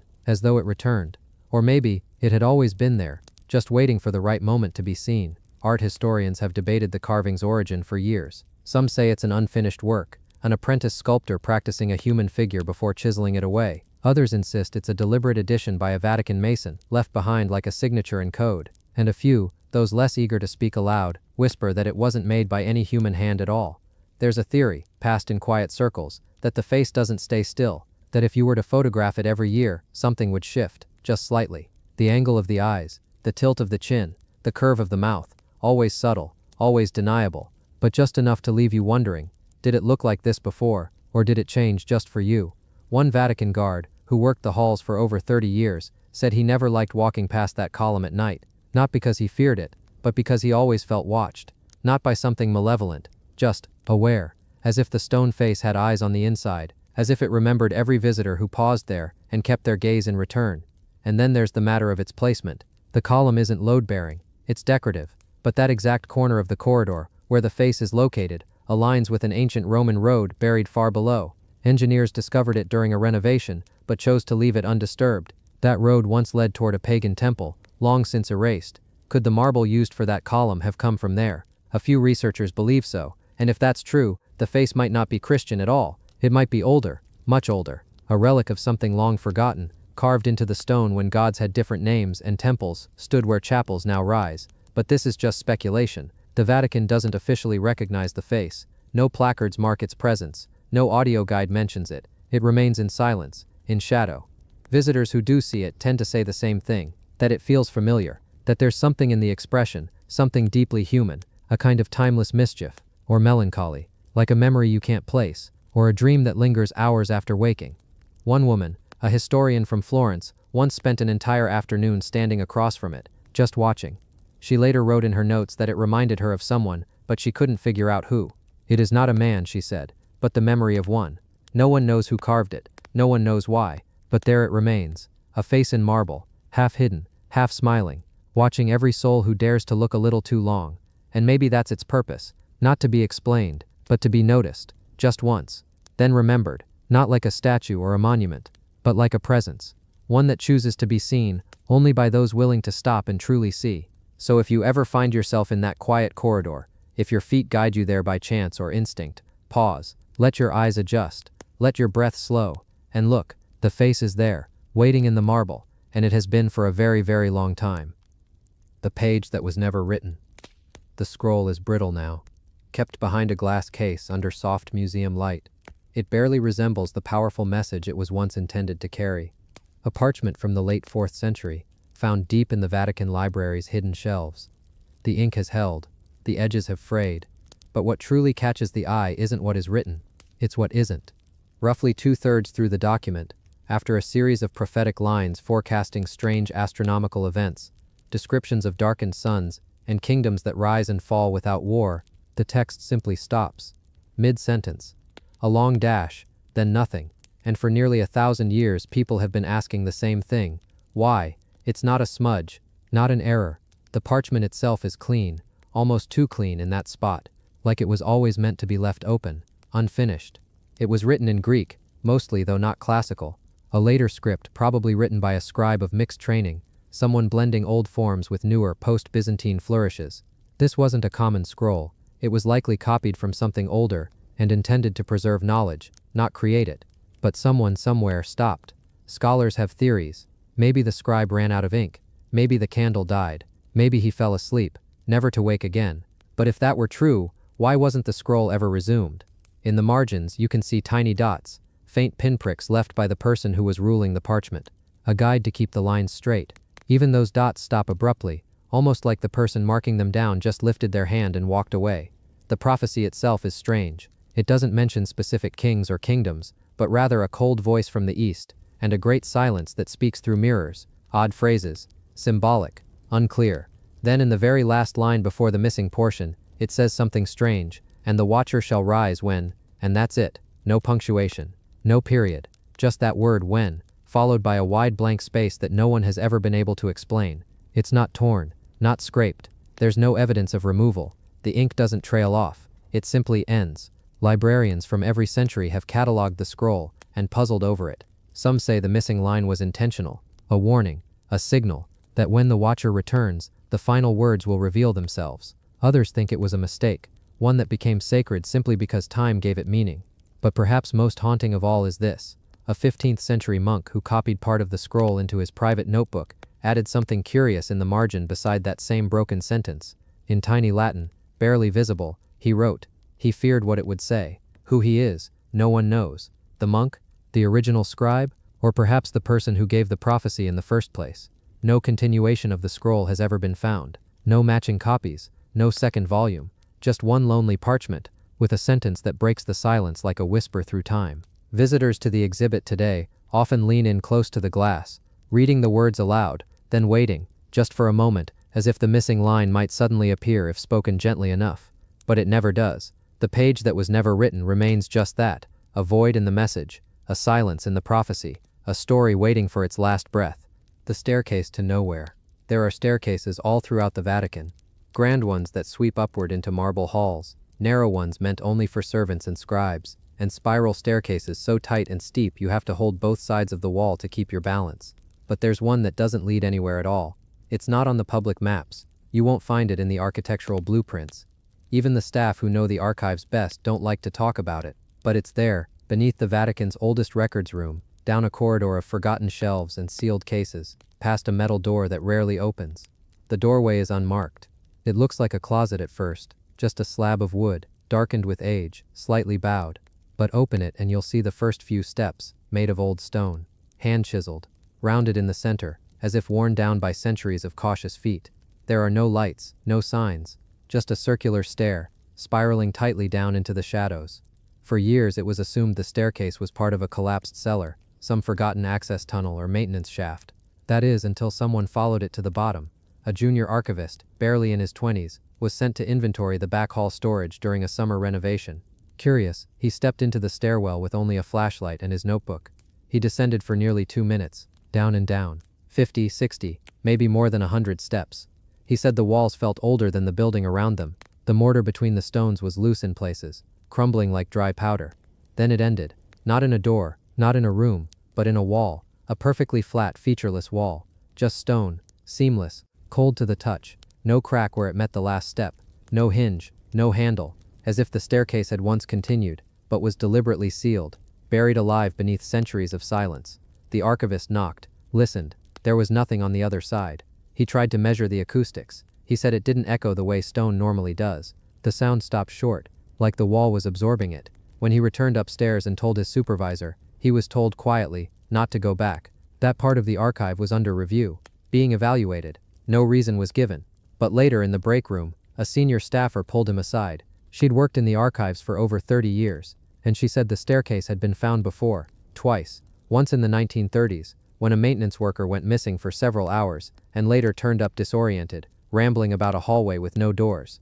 And once again in the late 1970s, when a Jesuit historian marked it as a possible access point to a buried Roman structure, then abruptly closed the file. No one has officially documented the staircase since. There are no public photographs, no excavation notes.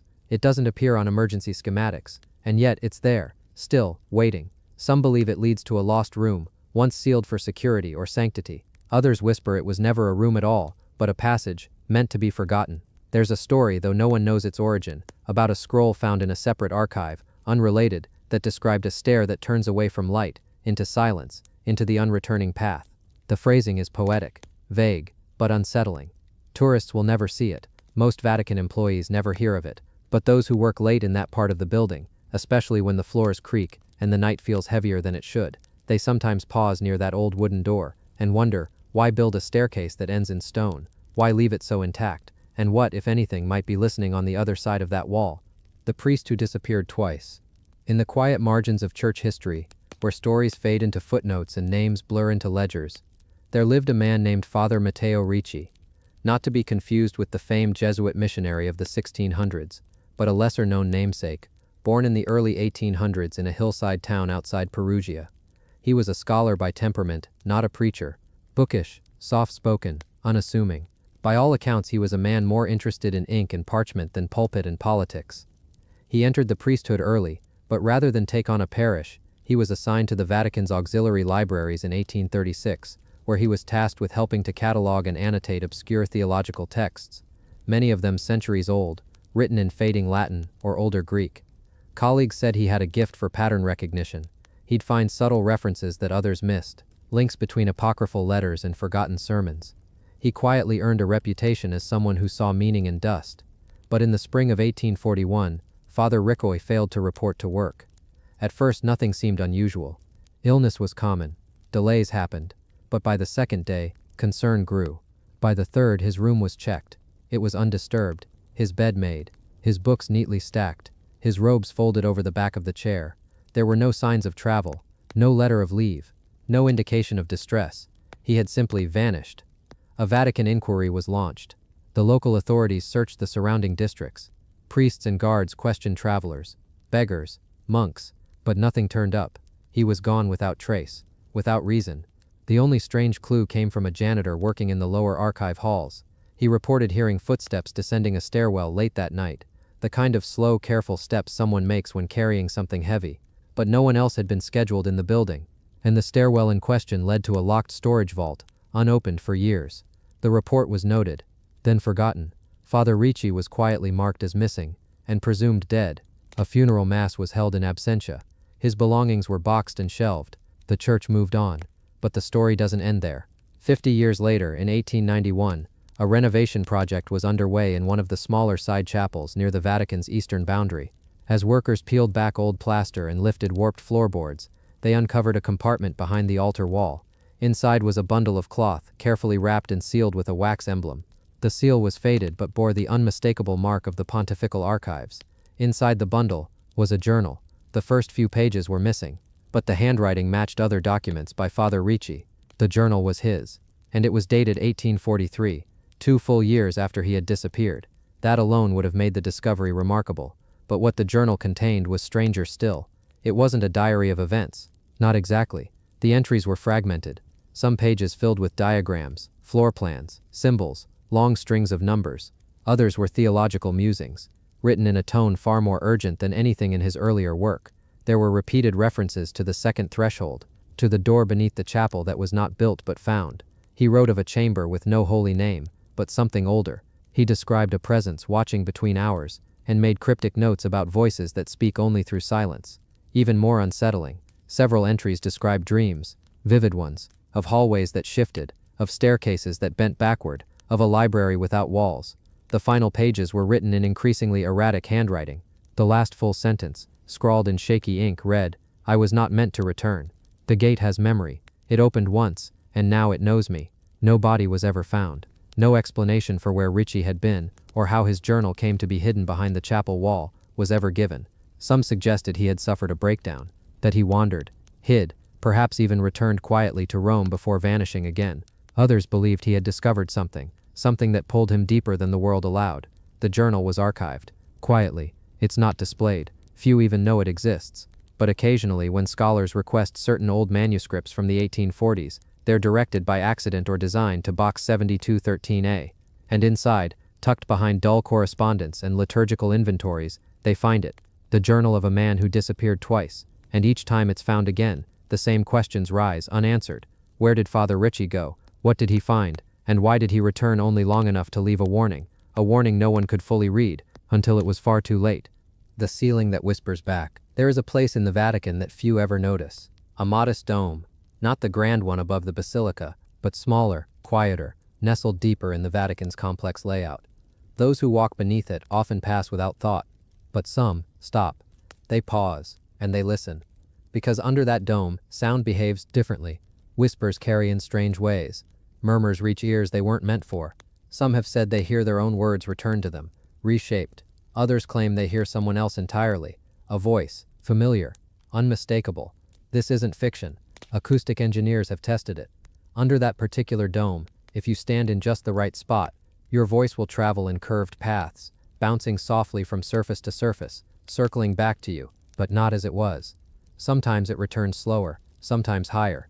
Visitors who've stood beneath that ceiling describe a feeling of sudden silence, like stepping into a bubble. No wind, no city sounds, just the breath of the building itself. And in that stillness, whispers begin. Old records, unofficial ones, note this spot as early as the 1700s. A small mention in a letter from a papal aide. He called it La Cupola que Susurra, the dome that whispers. He claimed he'd gone there to pray, that as he sat in quiet reflection, he heard someone behind him, a voice he hadn't heard in years, his mother's, whispering the prayer she used to say when he was young. He ran. The dome was empty. He never returned. There are strange markings on the underside of that ceiling. Faint, faded. They don't match the artistic style of any other chamber nearby. Almost geometric, a pattern that seems to spiral, like a map of airflow, or a net meant to catch sound. And then there's the odd fact that no blueprints exist for how this dome was constructed. Not in the Vatican's architectural records. Not in papal restoration logs. Not in any of the known construction phases. It's as if it simply was always there. Yet it clearly wasn't. Photographs from before the 1600s show a different ceiling in that area. Flat, painted, plain. But after a fire, one with no known source, the roof was rebuilt. Or perhaps replaced. The details are hazy. Vatican archivists acknowledge this blank spot in the timeline, but no documents explain it. One theory suggests a visiting mathematician, someone connected to the Medici family, was allowed a private commission to study sound in the Vatican's chambers, but his name, if he existed, is never listed. And the design of the dome is oddly perfect, almost too perfect. Modern architects studying the geometry of the chamber find it difficult to replicate. The way sound refracts inside is like what you'd expect in a modern audio lab, not a Renaissance chapel. Some call it a miracle. Others believe it's the leftover result of an experiment, a sonic tool once used to monitor speech without being seen, like a whispering gallery, only far more focused. There are even unconfirmed reports of the Pope at the time ordering it sealed off for over a decade. No explanation was given. When it reopened, the whispers continued. Tour guides never bring groups to this place. It's too inconsistent. Sometimes it's quiet, empty, still, and other times, a single person under the dome hears what they swear is someone speaking just over their shoulder. A voice, clear, gentle. But the moment they turn, the room is silent. It's become something of a quiet rumor among the staff. Maintenance workers pass the story along with a shrug. If you hear your own thoughts answered, they say, don't speak back. Some brave or curious visitors record their experiences. A whisper that completes their sentence. A voice that repeats their name. One tourist, shaken, claimed she asked a question aloud under the dome about her childhood, and the answer came back, in a voice she recognized as her grandmother's. She fainted. Security helped her out, but she refused to speak about it again. And yet, others say nothing happens at all. They stand, they listen, they hear nothing. Maybe the whispers only come to those who are truly still, or truly alone, or maybe the dome chooses who it answers. Late-night workers avoid walking beneath it, just in case. And if you ever find yourself in the Vatican, and you happen to step into a room with a dome that doesn't look like much, and the floor suddenly feels a little too quiet, listen closely. If your thoughts echo back at you, softly, differently, don't be afraid, but don't reply. The ink that bled through time. In the archives of a quiet European monastery, deep inside a sealed folio of 17th century estate records, something impossible was found. It wasn't gold, or a relic, or even a secret map. It was ink. Ink that didn't belong, ink that shouldn't have been there. The page was routine, a record of land transfers from the year 1683. Dull handwriting. Brown faded, nothing unusual. But on the reverse side, faint, almost ghostly, were the remnants of a completely different letter. A personal letter. Signed. Dated. From the year 1510. The ink had bled through, but not from the same page. Not even from the same document. And not from the same time. This wasn't ordinary bleed-through caused by age or pressure. The original page the 1510 letter was written on was gone, never found. The paper that now held its shadow had been written more than 170 years later. The two sheets had never touched, they'd never been stored together, and yet, the words were clear. Backwards, yes, faint, but undeniably there, and undeniably old. Archivists were stunned. They tested the ink. It matched iron gall ink, common in the early 1500s, corrosive, distinctive, but the parchment it had soaked into, from a later century, using a different pulp, treated with a different finish. The two shouldn't have interacted, not across time, but they had, and the content of the letter only deepened the mystery. It wasn't political or religious, it was personal, a short note between two men, one a printer, the other a philosopher, discussing a book that had not yet been written, a book whose title would only appear for the first time in 1532. a book lost to history, until now. Some believed the ink had ghosted through layers during some restoration, that wetness or humidity caused a transference. But the monastery's climate control was flawless. The records were stored in sealed conditions since the 1800s, no water damage, no warping, and no other examples of ink drift like this in any of the thousands of books in the vault. Only this one page, only this one letter. Experts tried to trace the sender. His name was Pietro, a printer from Florence, but no records matched. The handwriting, however, bore eerie similarities to marginal notes in several known books of the period, the kind of notes no one ever reads, until someone did. A researcher noticed that the handwriting from the phantom letter also appeared, quietly across the margins of 3 books printed decades apart, all anonymously, all underlined in the same fashion, the same looping lowercase g, the same long tail s. It was him. Whoever Pietro was, he had left a trail in ink, but over centuries, as if his words kept finding a way through. Some now wonder if the letter was meant to be found, that maybe this transfer wasn't accidental, that somehow, in some unknown way, certain thoughts written with enough intention, enough purpose can echo forward, can bleed through, like ink through paper, but across time itself. And then there's the final line of the letter, almost an afterthought. We will not meet again, but they will find us if we write enough. Signed with a single letter. P. Was it superstition? Was it coincidence? Or was it something else? When the document was placed under ultraviolet light, another surprise appeared. Around the phantom words were loops of symbols, faint circular patterns in the fibers of the paper itself. Not ink, not visible to the naked eye, pressed, like someone had stamped the page from the other side of history. No one knows what they mean. They've never appeared in any other document from the archive, or anywhere else, and no other ghost letter has been found since. But the page still exists, still held in a sealed case. And if you visit the monastery and look close enough, you'll see the words, as if the past is still trying to speak, as if the ink hasn't finished bleeding through time. The candle that wouldn't burn out. Inside the Vatican archives, where light is limited and silence is sacred, there once stood a small brass pedestal, plain, unmarked, and almost always overlooked. Atop it sat a single white candle, not tall, not gilded, just ordinary looking, except for one thing. It never went out. The first time someone noticed was in 1928. A cleric tasked with monitoring humidity and pests in the sealed vaults reported a strange warmth coming from a corner of the chamber marked Tessera Section 4. When he investigated, he found a candle burning. There was no soot, no melted wax, no evidence of matches or flame, but the wick glowed, steady and soft. Thinking it a mistake, he snuffed it out with his fingers. The next day, it was burning again. At first, officials believed it was a trick. Some thought it was one of the maintenance monks using old chemical mixtures for ceremonial purposes. Others suspected phosphorus or camphor, something alchemical, something left behind from a different era. But when they examined the candle closely, they found it wasn't made of wax at all. It wasn't tallow, or beeswax, or paraffin. It was something else. A soft, pale substance that felt like wax, but didn't melt like it. Under magnification, the surface shimmered faintly, like it had layers. Layers or memory. They left it alone, and it continued to burn for weeks, then months, then years, 12 years, always the same glow, not too bright, not hot, just gently flickering. Monks began referring to it as lux memoriam, the memory light. No one touched it anymore, but records began to collect around it. Scrolls that had once been lost were mysteriously returned and stacked beneath it. Books misfiled decades earlier were somehow placed beside it, as if it were organizing, watching, waiting, and always burning. The candle's location was discreet. Only 3 people had official access to the chamber.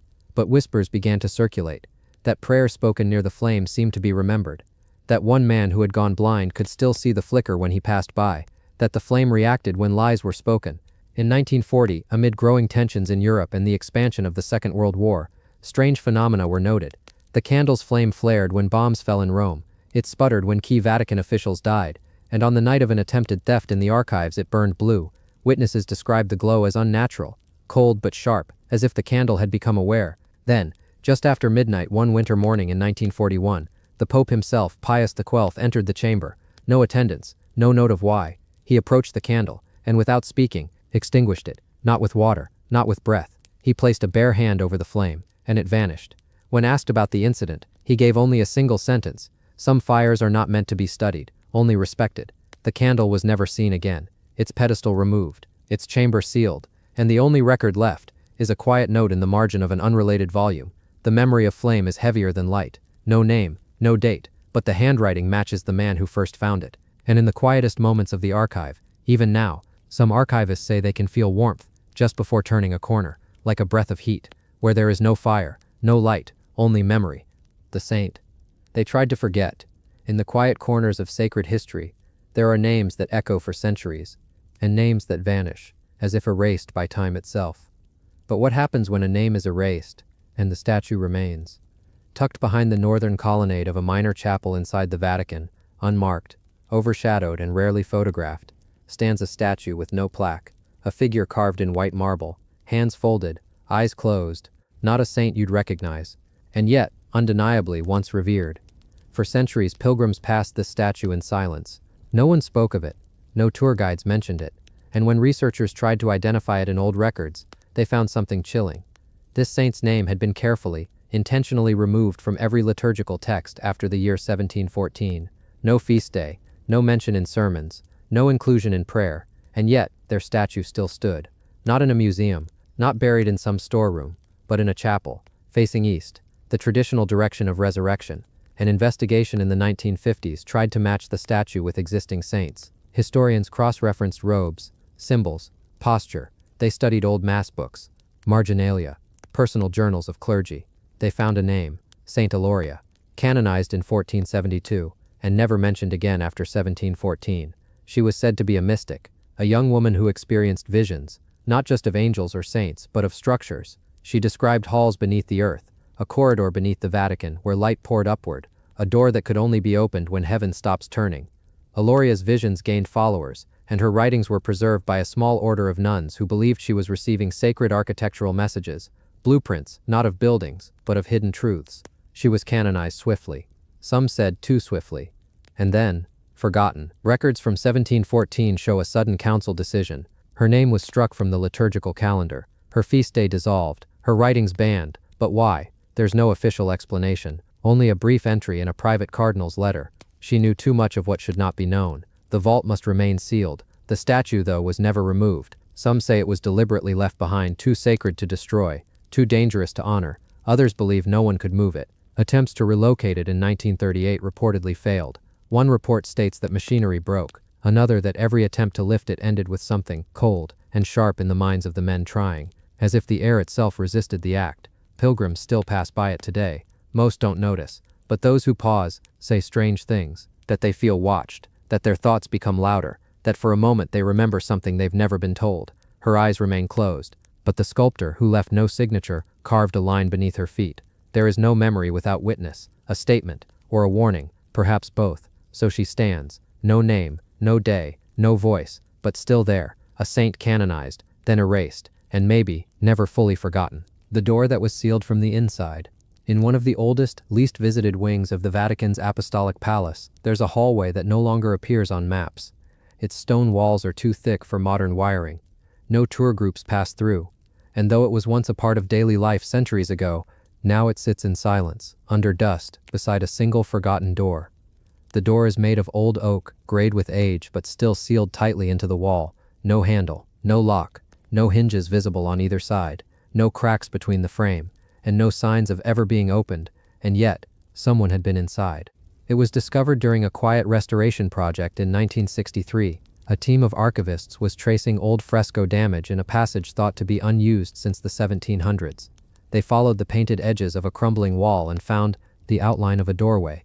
One archivist leaned in to examine it closer and tapped. It echoed hollow, a space on the other side, but no entry. The Vatican brought in a special preservation team to investigate.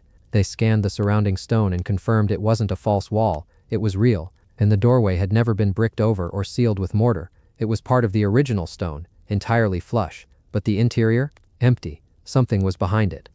Over the next few weeks, Vatican engineers debated how to approach it without damaging the old structure.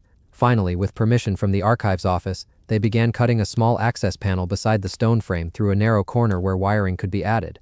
After 6 hours of careful cutting, they reached the inner chamber and found something impossible. The room had been sealed from the inside. There were no windows, no tunnels, no other doors, and yet, inside were the remains of a wooden cot, a small iron crucifix, and a book. A handwritten journal. The journal's pages were fragile, half decayed, but still legible in parts. Its author had been a monk. His name never appeared, but the entries were precise.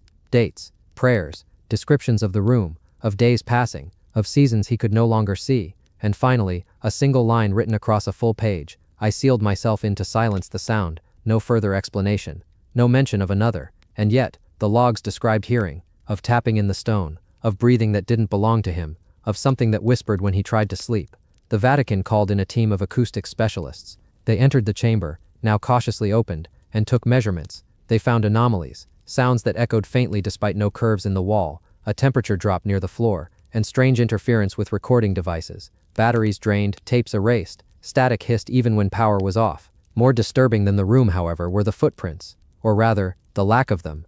No footprints led in or out, not in the dust, not in the disturbed floor, only a circular, clean patch beneath the cot, and drag marks, as if something had shifted under the bed again and again toward the wall. A second entry in the journal mentions this. It wants to come through, but not while I'm watching. Security was tightened around the site. The room was measured and sketched, but soon after it was sealed again, this time with steel and cement. The Vatican claimed it was due to structural instability, but internally, a different report circulated. A note from a high-level investigator, unreleased to the public, recorded a strange sound after midnight, a tone, low and sustained, almost like a hum, from inside the room, but the room was empty. Some believe it had been a form of voluntary imprisonment, a monk who sealed himself away in devotion, but no one could explain the complete lack of a seal mechanism, no tools, no internal supports, just the door flush to the wall, as if it had always been part of the stone. The journal, now archived under restriction, ends abruptly, no closing date, no goodbye, just the final sentence, again written across an entire page. If the door opens, do not look at it.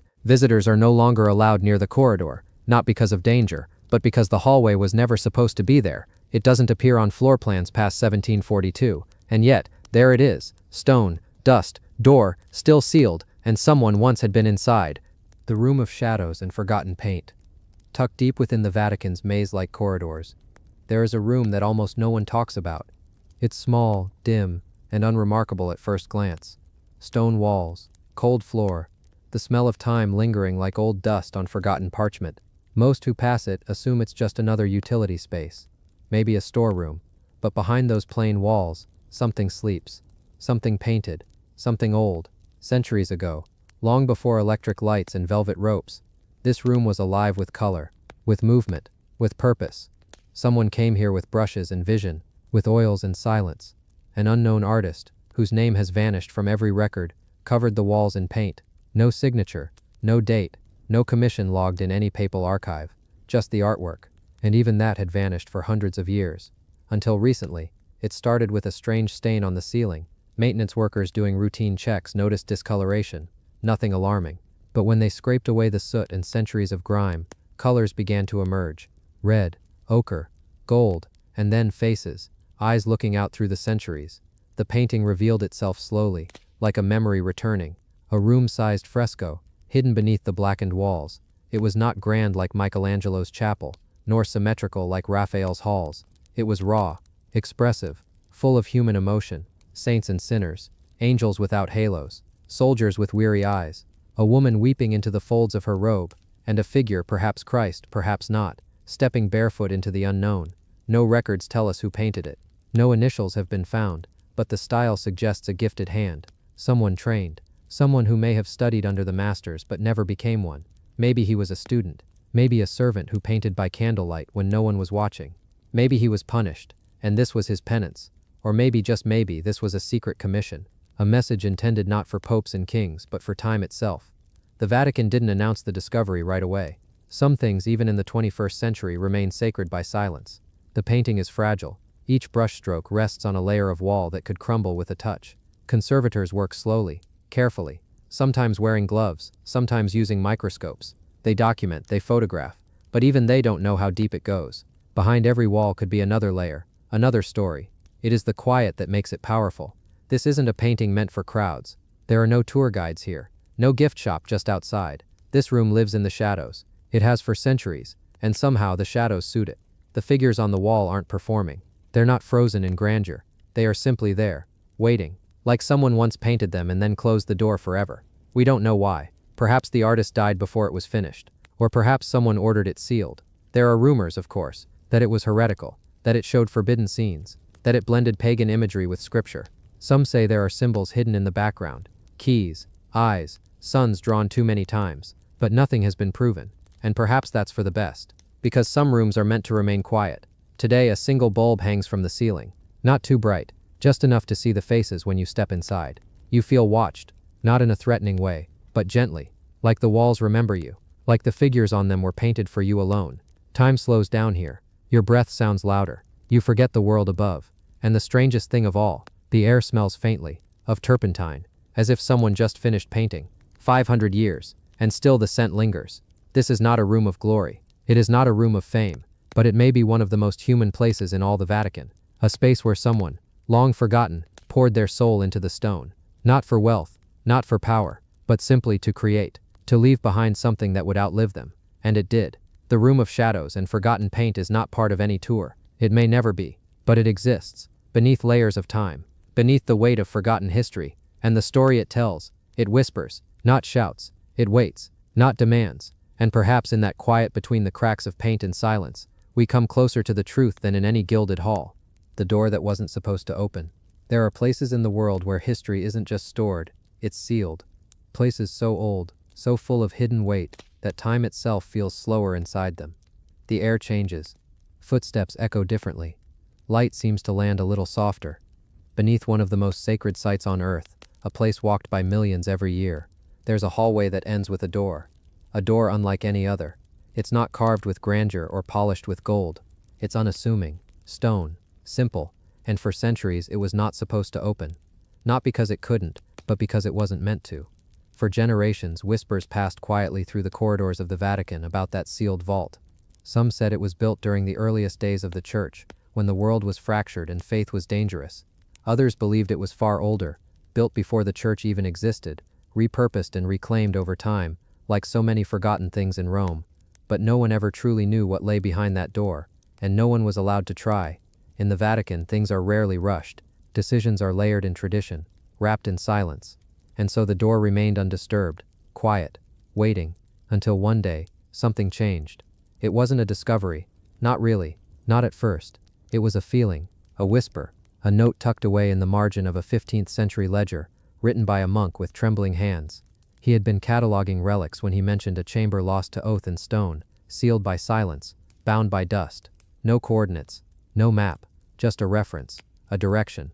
Archivists dismissed it at first, but one scholar, young, patient, and unusually persistent, followed the trail anyway. He combed through records not in Latin, but in fractured dialects of Greek and Aramaic. He traced changes in floor plans that didn't make architectural sense. He noticed places where corridors should have connected but didn't, where walls were thicker than they needed to be, where there was too much empty space on ancient blueprints, and slowly, quietly, he found it. The sealed door wasn't hidden behind a wall or buried under stone. It had been there all along, passed by every day. People just didn't notice it, because they weren't supposed to. It was tucked beneath layers of approval, both spiritual and political. Unlocking it would require more than keys. It would require trust, permission, and an agreement that whatever was found would not be spoken of publicly, not unless it was safe. Months passed, then years, until in a quiet ceremony attended by fewer than a dozen officials, the door was opened. No fanfare, no press, just the sound of ancient hinges moving for the first time in centuries, and what lay beyond was silence. But not empty silence. The kind of silence that feels full, like walking into a room just after someone has left, like entering a dream still echoing from the night before. The chamber was larger than expected. Not a vault, not a tomb, but something in between. Dust covered everything in soft gray layers. Candles had long since melted into stone. The air was dry, still, unbothered. In the center of the room stood a pedestal, and on that pedestal, under glass that hadn't cracked or clouded with time, was a book. Not a Bible, not a registry, but a personal journal. Its leather binding was worn but intact. The pages, yellowed but readable, each one filled with careful script, drawn in ink that hadn't faded. The name on the inside cover was unfamiliar. Not a pope, not a saint, just a man, a scribe perhaps, or a keeper of some kind. His notes weren't about miracles or doctrine. They were about silence, about decisions, about fear, about something that had been buried, not in the earth but in the mind. He spoke of a time when records were deliberately misplaced, when truths were too dangerous to protect in daylight, when belief was weaponized, and knowledge had to be hidden, not from enemies, but from friends. He wrote about the door itself, how it had been sealed not to protect what was inside, but to protect the world from needing to confront it. The words were haunting, but not sinister, honest, measured, sleepy even, as if the writer had known his work would be read long after he was gone, and had written not in panic, but in peace. Around the room, the walls were carved, not with images but with patterns, rhythms, echoes of older languages, layered one atop another, Hebrew, Latin, Coptic, even fragments of pre-Christian dialects, all saying the same thing in different ways. Truth sleeps better in silence. The investigators were not archaeologists. They were theologians, librarians, historians. But as they stood in that chamber, they realized they were uncovering something more human than holy. This wasn't just a lost room. It was a moment, frozen in stone, a decision, left behind. And the more they read, the more they saw a pattern, stories of disagreements, of divisions, of moments when the church was nearly torn apart, not by outsiders, but from within. The journal chronicled how some leaders had chosen to preserve unity by burying conflict, not metaphorically, literally, by building rooms like this one, silent rooms, forgotten rooms, with locked doors and no names. The journal hinted at others too. Rooms beneath France, beneath Jerusalem, beneath the old ruins in Carthage. Whether they still existed, no one knew, but this one had opened, and once opened, it could never be truly sealed again. The scholars debated what to do, whether to reveal what they'd found, whether to share the journal, whether to acknowledge the room at all. In the end, they chose silence, not out of fear, but out of respect. The journal was moved, but the room remained, preserved, undisturbed, and the door was gently closed once more. But this time, not locked, because now, someone knew, and maybe, someday, someone would return.